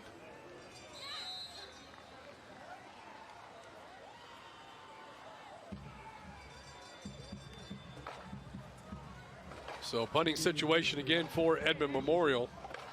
Punter stands at his own 10-yard line. Gets the foot into it. Fair catch called for and taken. I don't know that I've ever seen anybody catch punts the way he does and is so relaxed. So smooth about it. Yeah, it's just like no big deal. A lot of times you'll see guys, their feet are moving back and forth and, you know, expecting to get hit. Look at with such ease, because that ball's in the air, you see defenders all in his face, and it doesn't bother him at all. And you remember in the open, I told you, Coach Williams said this is a calm, cool, relaxed dude. I mean, he doesn't say much, and he doesn't really have, it seems like he doesn't have a care in the world, and even when he's catching punts. Wow, he's impressive, no doubt. So the Jaguars putting it to Edmond Memorial at the moment, leading by a score of 30-0. Running play, left side. Good job of the Bulldog defense. And finally they blow it dead.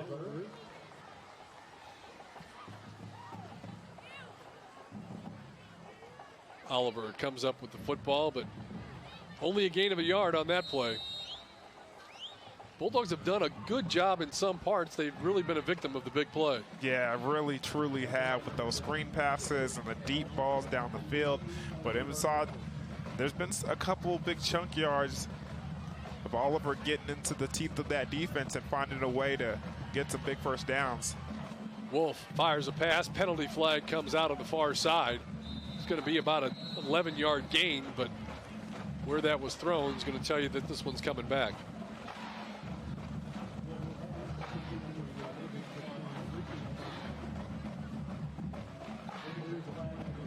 Looks like it's a holding call. And Coach Williams does not look happy about that. Gotta limit the penalties, especially, we just mentioned their next coming games that are up on the schedule. Those teams are pretty good, so you're gonna need every piece of yard that you can get. You shouldn't be giving away any to the opposing team. It's going to cost you. It might not cost them tonight with them being up 30 points, but later down the road it will. Second down and 24 for the Jags. Crossing pass over the middle, caught complete. Ball comes loose at the end. Bulldogs say they have it, and they do. So it looked like he juggled it as he was catching it, then brought it back in, and then it came loose. Let's take a look. Yeah, and that's number 10, Andrew Metcalfe. Does a good job. He's juggling it the whole way, and he finally tucks it away, but a big hit is put on him by number 18, Ford Burgess. Look at this hit right here. He comes and puts his helmet right on the football. Bam! Gets it out, and the Bulldogs fall on top of it. Turnover with great field position for them. Oh, my God, that was a nice hit.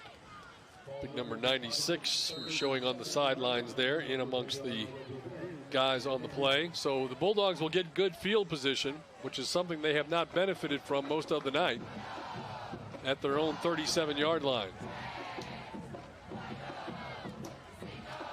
First and 10, Edmond Memorial. Motion to the right, Evans, quarterback draw. We've seen this a few times tonight, and it's not going to get much.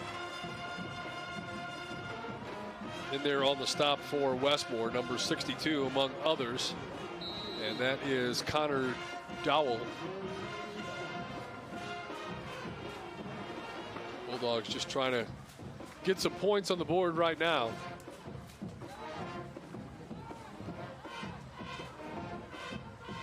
Two receivers top side of your screen, motion that way as well. And again, another quarterback draw by Evans. This time he finds some running room. He's not afraid to put his head down. That's good patient running right there. Great patient running, finding his blockers right in front of him and just staying behind them, letting them lead the way. Lowers his shoulder, gets the first down. That's a big first down, big get on second and long. Checks the play on his play card on his wrist.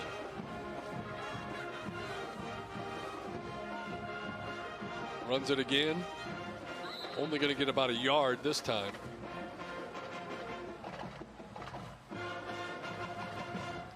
Coming up off the bottom of the pile, man, we've called his number a lot tonight, number 2, Nikhil Davis. Can't believe that you don't believe that they used to take pictures and then run a cord down to the sidelines, and that's how they got the formations. Nope. Fool me once, shame on you. Fool me twice, shame on me. I'm going to need some pictures and some evidence. Running play. You can send your photos to me, Steve R. Marshall, on Twitter. And verify for us old guys, as Dion likes to call us. No, don't send it to him because he's going to doctor it up, and then I'm going to be looking like a fool. Send it to me, Dion Amade _28. Then I'll actually believe you. They take it off. It was like a big clothesline down to the sidelines. They'd take it off, and they'd run it over to the huddle on the sidelines. Nope. Try it again. Andy's backing me up on this one, so I know I'm right. No, you and Andy are in cahoots up here. I don't see y'all sneaky conversations. Here's a pass to the right side. It's actually kicked or something. I don't know what it hit, but it ended up going to the running back in the backfield, and he's going to go forward. We've got a player down that's injured, slow to his feet. That's the quarterback, Evans. I don't know if that hit off somebody's helmet or what. It looked like a helmet that it bounced off of and ricocheted up in the air. Yep. Hit one of the Jaguars in the helmet and bounced back to number 20, Mason Williams. Williams runs over a would-be tackler. That's a crazy play. That's one that doesn't happen every day. Yeah, Evans got hit after he released the football. Looked like it was during the process of it, and that's why the ball came out with that trajectory. Evans a tough kid, man. He's been playing offense and defense. It's a 4th down situation, and the Bulldogs, they want to get the most out of this drive, so they're going to take a timeout with 20 seconds remaining here in the 3rd quarter. Take one more look at that crazy play. Watch Evans as he lets it go, he's going to get hit, and hit big time. And you see the ball comes out wobbly, and that's why it finds the helmet of a Jaguar defenseman. Number 20, Mason Williams, picks it up and tries to get what he can get with it, making a couple of big tackle-breaking runs and gets down about the 30-yard line. Are you on tomorrow night's game? I wish. 6A Division II rivals Booker T. Washington and Bixby get together. Booker T won the 6A Division II championship over Bixby last December, and Bixby won that title 3 years before, 3 years in succession. So something's got to give. That game is tomorrow night, 7 o'clock. Booker T. Washington and Bixby meeting right here on YurView Channel 3. And that's something does have to give. The speed of Booker T, the finesse of Bixby. That one's going to be a good one tomorrow. I was looking at all the previous champions within the last couple of years here. I'll continue this thought in just a second as they roll it to the left. It's 4th down. Evans going to run it. He's going to slide forward. He's going to get enough for the 1st down to keep the drive alive for the Edmond Memorial Bulldogs. And what a gritty performance tonight by the quarterback, Trace Evans. Yeah, he's earned my respect. Look at him roll out over here, looking down the field, doesn't see anybody, sees an open lane, goes down and makes the smart quarterback move and slides before he takes another hit. So in 6A, we know Jenks and Union. Actually, we're going to come up on the end of the quarter, so I know we're going to take a timeout there, and I'll continue this thought when we come back. We finished 3 here at Moore School Stadium. It's Westmoore on top of Edmond Memorial, 30-0, our score on your Oklahoma Ford Dealers Game of the Week.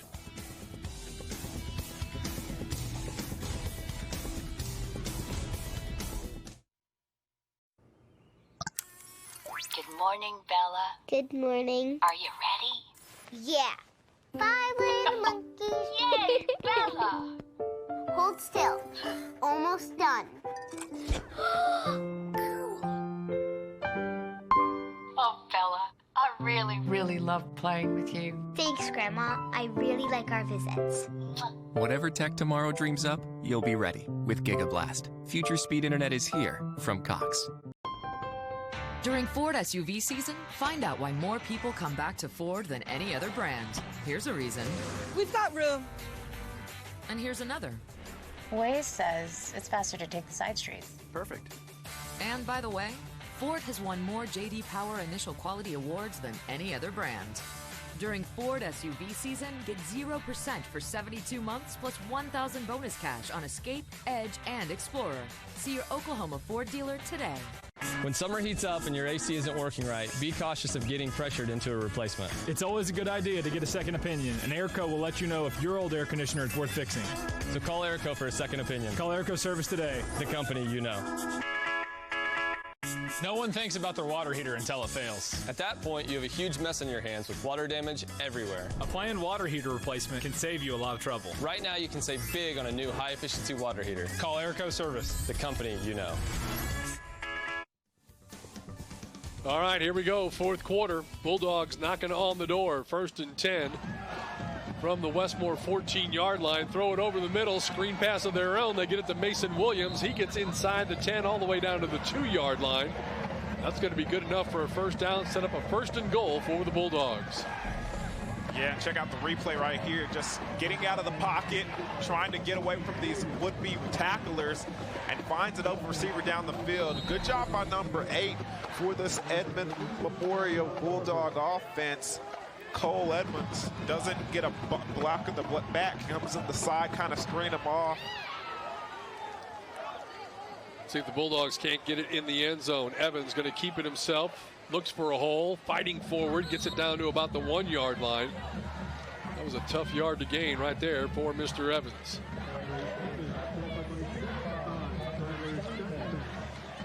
That's a tough kid right there. Truly. See if they can punch this one in.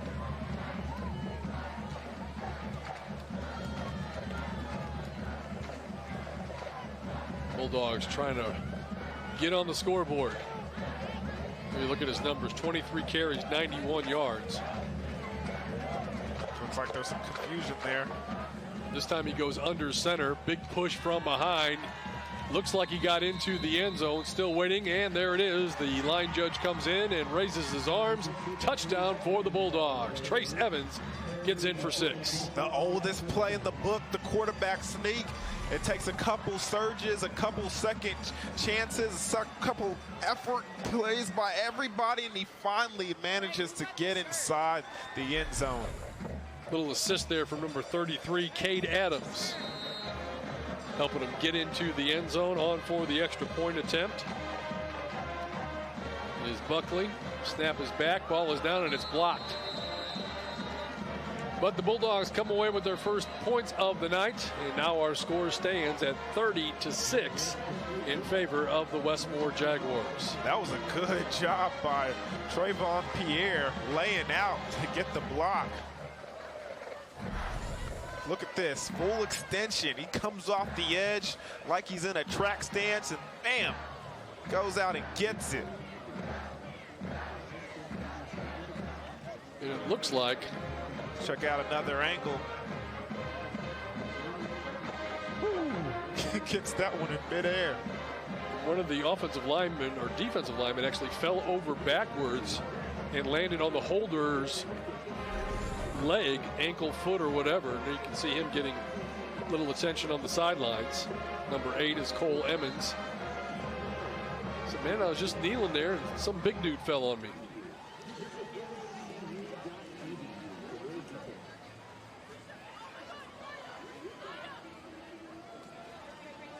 So the Bulldogs get on the scoreboard. Their first touchdown of the night makes it 30-6, and they'll get ready to kick it away back to the Jaguars.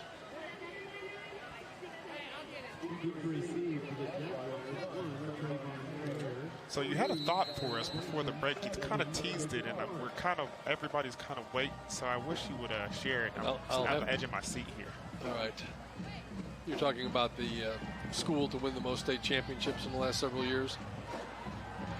Is that what we're talking about? Here's a nice return by the Jaguars. Cross midfield, got a blocker out in front, cuts it back towards the middle. Still free, and it's Clark again. 20-yard line. Can he make it all the way to the corner? Running out of gas into the end zone. Touchdown. There is a flag right inside the 5-yard line. And it came out late. It came out late, guys. I think it was that last little block that might have drew the flag.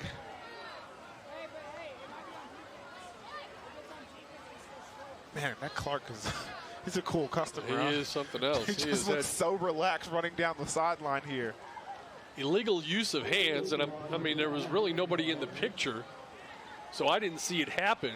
So it's away from the ball, which is really going to draw the ire, you can bet, of a offensive coach or special teams coach. Yeah, Coach Williams is not going to be happy about this one. But look at I am just thoroughly impressed by Jacob Clark, man. 6 feet, 175 pounds, and the kid can do it all with the football in his hand. Well, let's see if we can pick it up here. This is the return itself, as he's going to pick it up right at about the 11, 12-yard line. Look at him. Just zigzag down the field, picking up blockers. Look at number 1, Trayvon Pierce, the guy who just blocked the kick, runs down the field to try and assist him, and he's looking for extra blockers as he's trying to make it to the pylon there, and he reaches the end zone, and I do not see the block, but I'm pretty sure there was something behind him. Looked like one of the Jags reached out and just pushed a guy that, you know, the return man had already passed. Now here's a wide receiver screen. They throw it back to Clark. As you said earlier, you got us this far, finish it off. Actually, the pass there to 17, not 7. So 17, that is Colby Phillips. Looks like there's a flag. A little pushing and shoving after the whistle.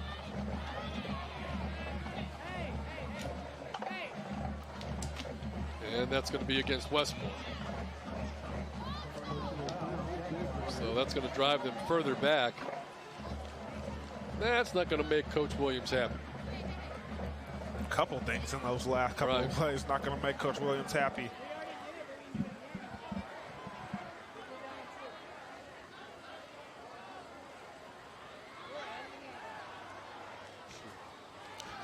Over there working the referees.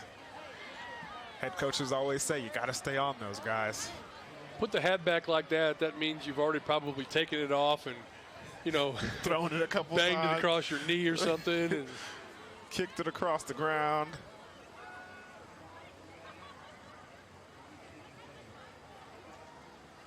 So the officiating crew still getting together and deciphering everything that has happened here. It was a personal foul, it looked like, against the Jaguars. So they'll move it now out to the 18-yard line. 1st and 10 for Westmoore. Wolf dropping the throw, has the receiver wide open. Wide open. Can't get any more open than that. Number 10 on the receiving end of that one, and that is Andrew Metcalfe. And apparently we again have another flag, so hold on. Uh-oh. Oh, roughing the passer. Roughing the passer, so that's touchdown stands. An incredible play design by the offense. They faked the screen and hit him on the go route down the sideline. Look at it again. Fake the screen to the side. Bam. Ooh. Just a nice little flick of the wrist that you can see as the quarterback goes down in the corner of your screen right there. All the offensive linemen looking at the referee like, what did we do this time? Mr. Wolf is putting together some impressive numbers, and as soon as Andy Casey gets done doing his ciphering here, we'll figure out exactly what kind of a night he has done. Ryan Knight in for the extra point attempt. Snap is back, kick is away, it is good. And with 10-10 left to go here in the football game, it's Westmoore on top of Edmond Memorial, 37-6 our score. We'll be back.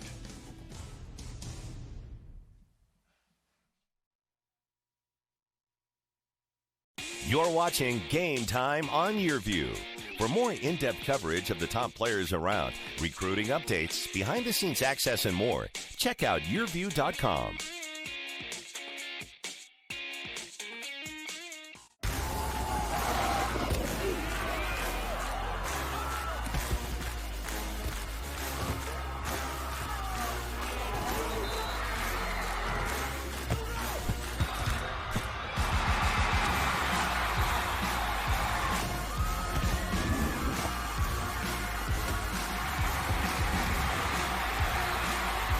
Watch the Ford Game of the Week, Westmoore at Broken Arrow, October 5th at 7 on Game Time. You're watching Game Time on YurView. For more in-depth coverage of the top players around, recruiting updates, behind-the-scenes access, and more, check out YurView.com.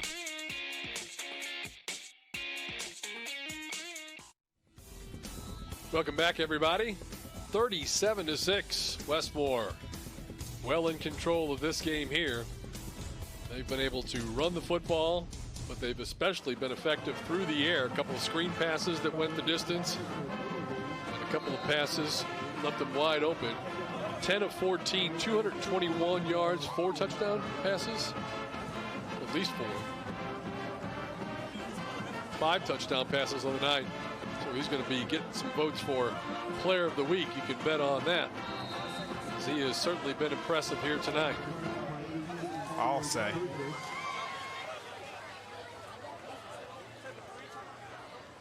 So Edmond Memorial, after they scored on their previous possession, there's a look at the Westmoore scoring drive.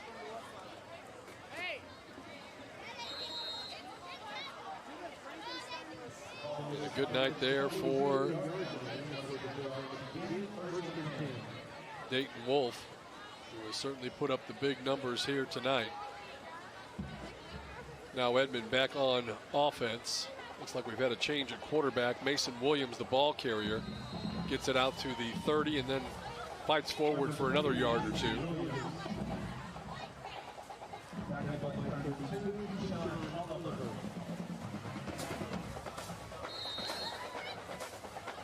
I believe it's week 5 of the high school season already. I mean, we're halfway done as of finish tomorrow night. Yeah, man, it goes by fast.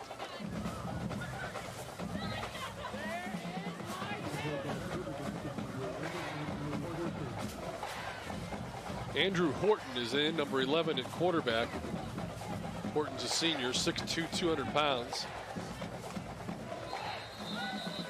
Handoff here goes to Cade Adams, nowhere to go. Still gets enough for the first down, though. Start moving those chains. Check the Twitter account. I'm sure there's a lot of people that have sent me a lot of responses to our earlier question. Oh, yeah, 7, 8 different guys that have said, sure, Steve, I remember back in the day when they used to fire those photographs down the ripcord all the way to the sidelines. I don't see no notifications on your phone, I don't want you touching my phone. I don't see no notifications on your phone.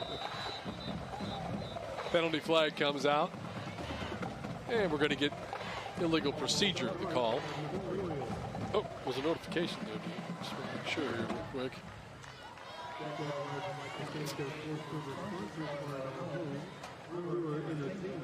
Man, I'm starting to check my phone too, and I'm starting to see some notifications going my way. Well, I don't believe that for a second. Dion, don't believe that dude. He's trying to make a fool out of you on TV. Thank you. Running play. Going to get a couple yards on the play, get them back to the original line of scrimmage, or at least thereabouts.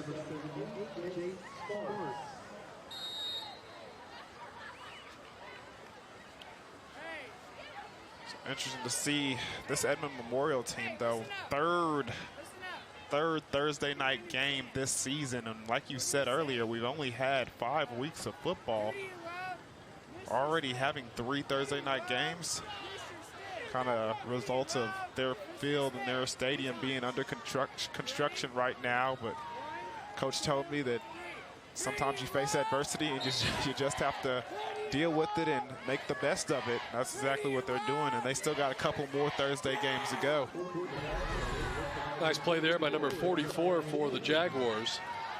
It's Josiah James, sophomore linebacker. Making good on the play. Does a good job using his speed to get behind the line of scrimmage and bringing the quarterback down.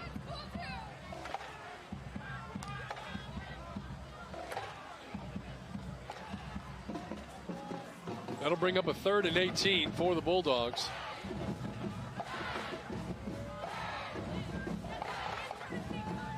Dropping to throw, looking downfield. Able to break away. Now he's going to run for it. Needed to get to the 43-yard line. He's going to be pretty close. That looks like he's got enough. Looks like he does. Nice job there. Good scramble. by the quarterback, Andrew Horton, who's taking over for Evans. Take a look. Take a look at the replay. He looks down the field. He looks at option 1, 2. Tries to go to the opposite way. Would like to see him tuck that ball a little bit sooner. It's kind of dangerous the way he was holding it, but he does the job and gets enough for the first down. And again, Horton this time spinning, going to get right to midfield, actually into Westmoore territory down at the 49. Pickup of 8 on the play. He's big enough. 6'2", 200 pounds, as we said. That's an understatement.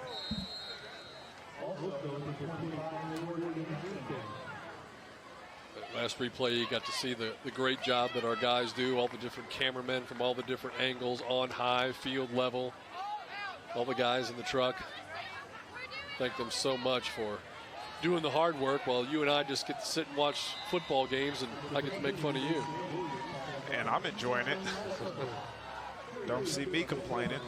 Williams over the left side gets enough yardage for another first down for the Bulldogs, who are driving the football now. Williams using that 5'9", 210-pound frame to break tackles and eat up yards and get first downs for these Bulldogs. From the Jaguar 43-yard line, penalty flag comes out. It's going to be encroachment against the defense.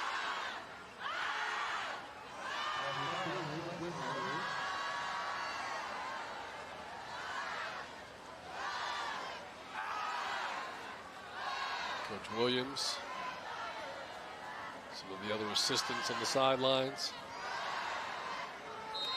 Jaguars have played a pretty complete game, offense, defense. Trying to keep Edmond out of the end zone from scoring again. Bulldogs straight ahead this time. Another first down for Williams. Running hard in this fourth quarter.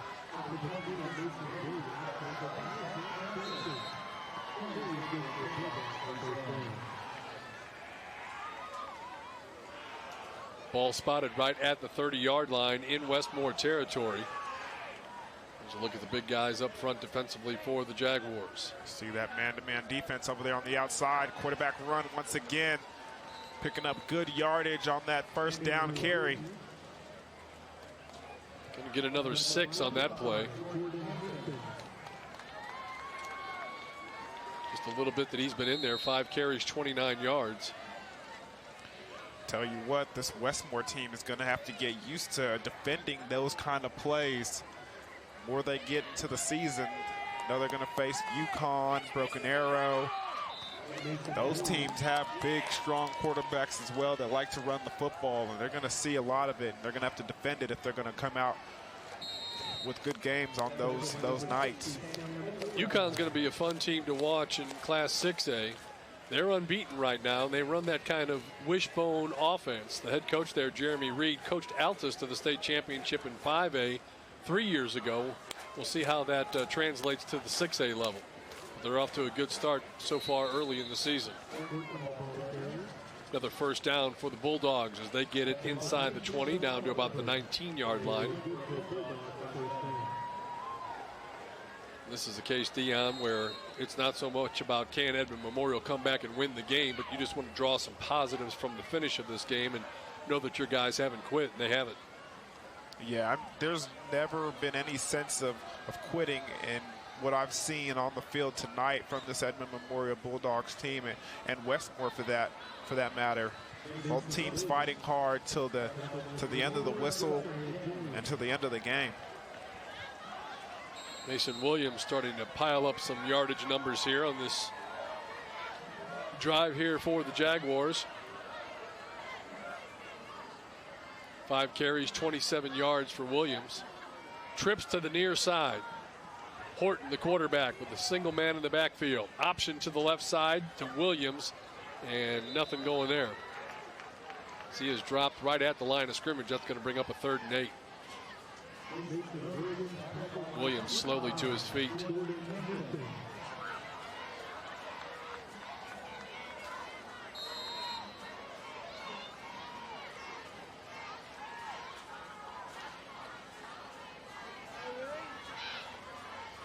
Clock ticking now, 3:20 left to play.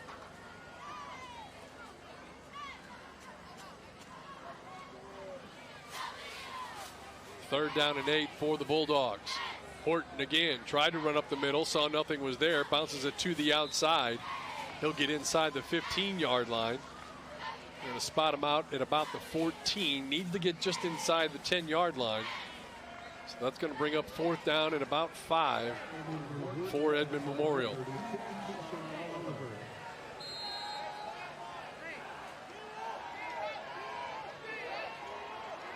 Westmoore hung 50 on Enid last week.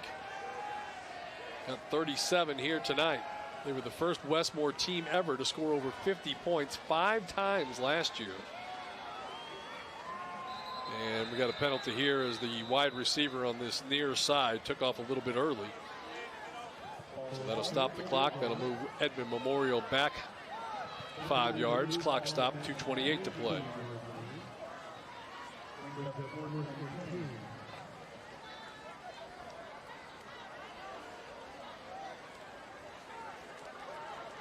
Coach Orvis, first year, longtime assistant, graduate of Edmond Memorial.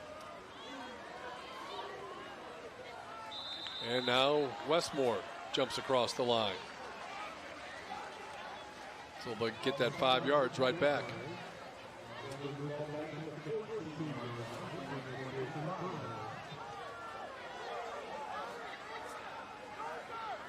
Fourth down and 5 for the Bulldogs. Westmoore trying to get a player on.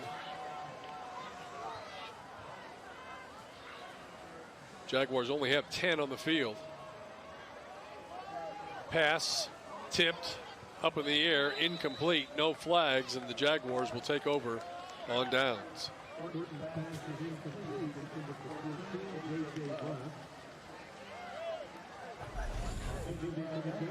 Good job on breaking the pass up. Coming up and making the play defensively. Take a look from the far side here. Kind of hard to read those numbers, the red numbers with the black outline on the black jerseys.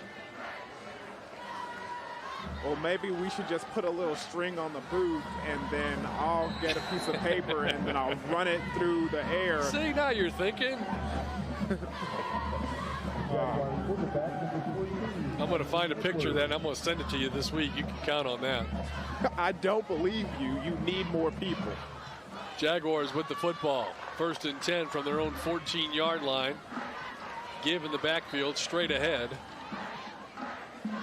Ball carrier there for Westmoore is number 41. That's Ernie Burciaga. He is a senior, 5'6", and 150 pounds. You know that he wants to get the ball and take it to the house.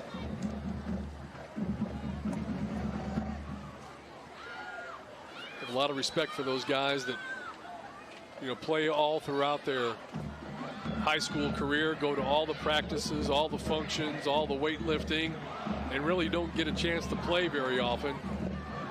And then when they do, they get their moment to shine. And there's Burciaga with a nice little run off the left side.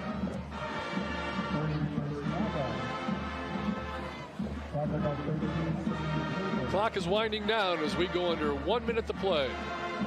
Tyson Edwards on the carry that time.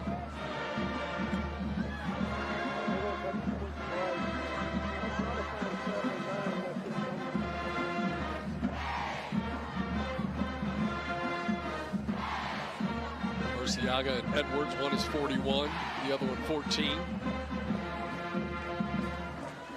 Getting the back-to-back carries here. Handoff, spinning towards the middle. Stacked up, going to actually be a loss on the play. And it appears as though Westmoore will not have to run another play in this contest. We'll just start the play clock now, but just 10 seconds ticking down, and that will do it. That will be the end of our contest here this evening. The Westmoore Jaguars have the best of it. They improved their record to 4-1 on the season as they take down the Edmond Memorial Bulldogs by a final score here tonight of 37-6. Westmoore's 4-1. That will drop Edmond Memorial to 1-4. on the season. But as we said, with this killer district that they have, both teams still have some tough hills to climb throughout the remainder of the season. There's the two head coaches greeting at midfield, talking about what it was like in the old day. Coach Williams played his ball at Midwest City before going on to play at the University of Missouri. And he took over at Westmoore just a couple, 3 years ago. All right, we're going to take a timeout. We'll come back and wrap it up with all of our post-game activities. Stand by on your Oklahoma Ford Dealers Game of the Week.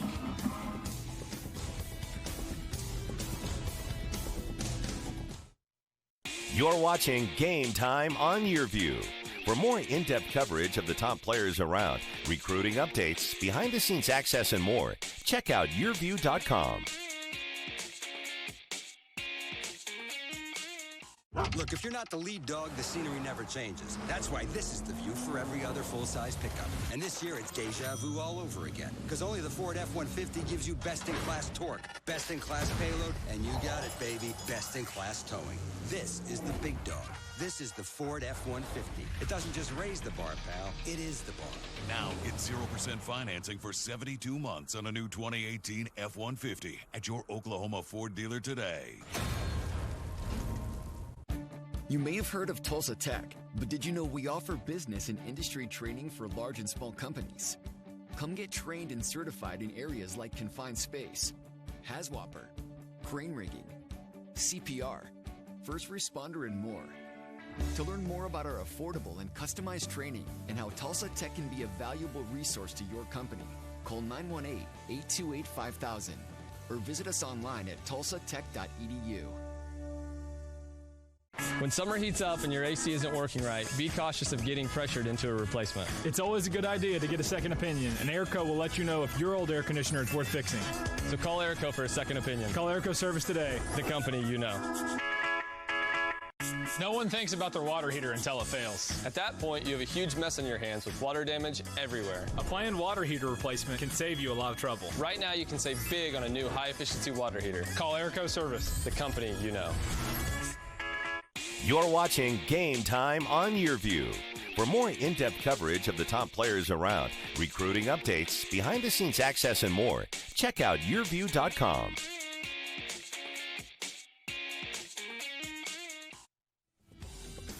Welcome back to your Oklahoma Ford Dealers Game of the Week. The Westmoore Jaguars victorious. They moved to 4-1 on the season with a 37-6 win over Edmond Memorial. Back down to the field, and our Dion Amate standing by. Standing here with Coach Williams. Coach, how did you think your team performed there in the whole contest? I think we was a little flat in the first half. I think they came back out of halftime with a little juice. I got into them a little bit at halftime. I just wanted to come back and be a little bit more excited about what we're doing. So came back, did a pretty good job. Really wanted to keep that goose egg up there, man. But, you know, Edmond Memorial's getting a lot better. Coach doing a great job over there, so my hat's off to him. We'll talk us through it a little bit. Those two screen passes went for touchdowns. What was kind of the call? What was kind of the thinking behind that? We just trying. I mean, really was trying to get on the edge a little bit. Like I said earlier, get our athletes in space, and we was able to do that. They blitzed. I mean, luckily they blitzed both times, so they really had nobody left for it, man. And the guys did a good job blocking downfield, and Chris did a good job finishing the runs. The rest of the season, what are you looking forward to? Man, this next game, man. We got one game on the schedule right now. It's Broken Arrow, so we're gonna give all our effort to that thing. Well, good luck with the rest of the season, Coach. Thank you. I appreciate it. All right, Dion, thank you very much. Head coach Lorenzo Williams of the Westmoore Jaguars as they are victorious and improve their record now to 4-1 on the season. Let's go back down again and Dion Amate with more. Yes, sir. I'm standing here with Jacob, and I'm standing here with my man Chris Oliver. Big games tonight. How do you feel about it? Great. Well, your coach told me you weren't talkative at all, so I'm going to get a couple words out of you. That touchdown over there, would-be touchdown, breaking off for a big long run on the kickoff. How was that? Tell me what went through your mind. Nothing. I had all my brothers just blocking for me. Zach leading the way all the way down, 80 yards. Man, the coach told me he clocked you at a 4.3. Is that true? Yeah. We'll see. We'll see. Chris Oliver, 2 big touchdowns on that screen pass. Talk me through that. Well, just following my blockers. I have lead blockers. Just follow them, make a cut, just go score. So what was the game plan this week? I mean, it seemed like you were getting the ball a lot, especially up the middle, and then over there on the outside. Was it something that y'all really worked on at practice? Yeah, we watched the film over them last week, and we were just putting in a game plan, and it worked. Well, seeing that you're the more talkative one of the bunch, tell me how you feel about the rest of the season. I feel a little confident. I mean, we are going to do our game plan. We game plan every week, take it 1 week at a time. Good luck with the rest of the season, both of y'all. That's Jacob Clark and that's Chris Oliver, and those are our players of the game. Back to you, Steve. I'm going to guess that Lorenzo Williams, with listening to him talk, that the other guys don't get much time to talk with Coach Williams on the sidelines there. Congratulations. What a great game put together by the Jaguars tonight as they get the win by a final score of 37-6. All right, let's take a look at our players of the game video and some great replays here. And this is going to be early in the contest. The little screen pass here to Chris Oliver. Watch him wind his way. Great vision, and then he's able to outrace everybody and get into the end zone. 72 yards on the touchdown to put the Jaguars on top early, 7-0. And they weren't done there. Here again, another screen pass. This time it's going to be taken to the end zone once again as Oliver is able to get it into the end zone for the touchdown. And then this is Jacob Clark on a nice punt return. Clark is going to take it along the sidelines, make a nice move, another dip and do, and he's going to get it deep into Edmond Memorial territory. And then they're going to find Clark running all alone downfield into the end zone for the touchdown. Big night for the quarterback, Dayton Wolf, as Westmoore goes on and wins it by a final score once again of 37-6. And our play of the game, well, I think you've seen this one once or twice or maybe a couple times more. It's that very first touchdown, little screen pass. As Coach said, they caught him in a blitz, and it worked out perfectly as Oliver takes it, makes the nice cutback move, and then outraces everybody into the end zone, 72 yards for the touchdown. And we'll get to see it yet one more time. Here it is. Great read, great call, good blocking by the big guys up front. And Oliver just looking for his running room and finding it and then streaking down the middle, protecting the football, and he is into the end zone for the touchdown as the Jaguars win it by a final score of 37-6. Take a look at the final numbers. The Bulldogs actually outrushing Westmoore, 166-81. Passing yardage heavily in favor of the Jaguars, 221 yards passing. And again, the first downs belong to Edmond Memorial. But the big plays tonight, they belong to the Westmoore Jaguars. Wolf, 10 of 14, 221 yards passing, 5 touchdown passes. We know that Broken Arrow is a very tough squad, and they're going to have their work cut out for them tonight. But what did you see about the Jaguars that gives you thought that they might be a contender for the end of the year? They got athletes all over the field. If they can play with anybody out there on the perimeters. It's right there in between the tackles, right in the trenches. That's where they're going to have their toughest challenge and their toughest defeat. Facing Broken Arrow, it's going to be really tough because they like to run between the tackles. They like to get in your face, and they're big, strong, and tough. So it's going to be a tough challenge for them. But with their athletes on the outside, they got to figure out a way to get it done. All right, well, that does it for tonight. Don't forget about tomorrow night. It'll be Booker T. Washington taking on Bixby. That's tomorrow, 7 p.m., right here on Cox Channel 3. And for Dion Amate and everybody else, thanks for joining us here this evening for your Oklahoma Ford Dealers Game of the Week. Once again, the final score is Westmoore over Edmond Memorial by a final score of 37-6. I'm Steve Marshall. We'll see you next week, everybody. So long.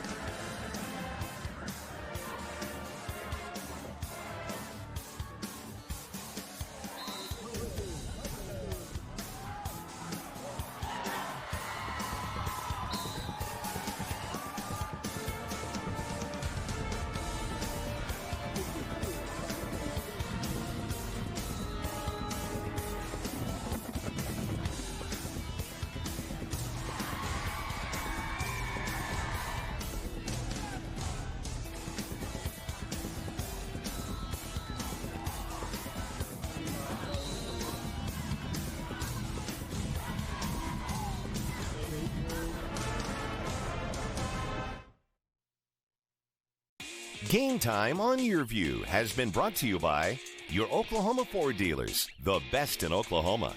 Airco, the company you know. Tulsa Tech, for your future success, go to tulsatech.edu. And by Weoki Credit Union. Join us all fall long for some of the top high school football from around the country on Game Time.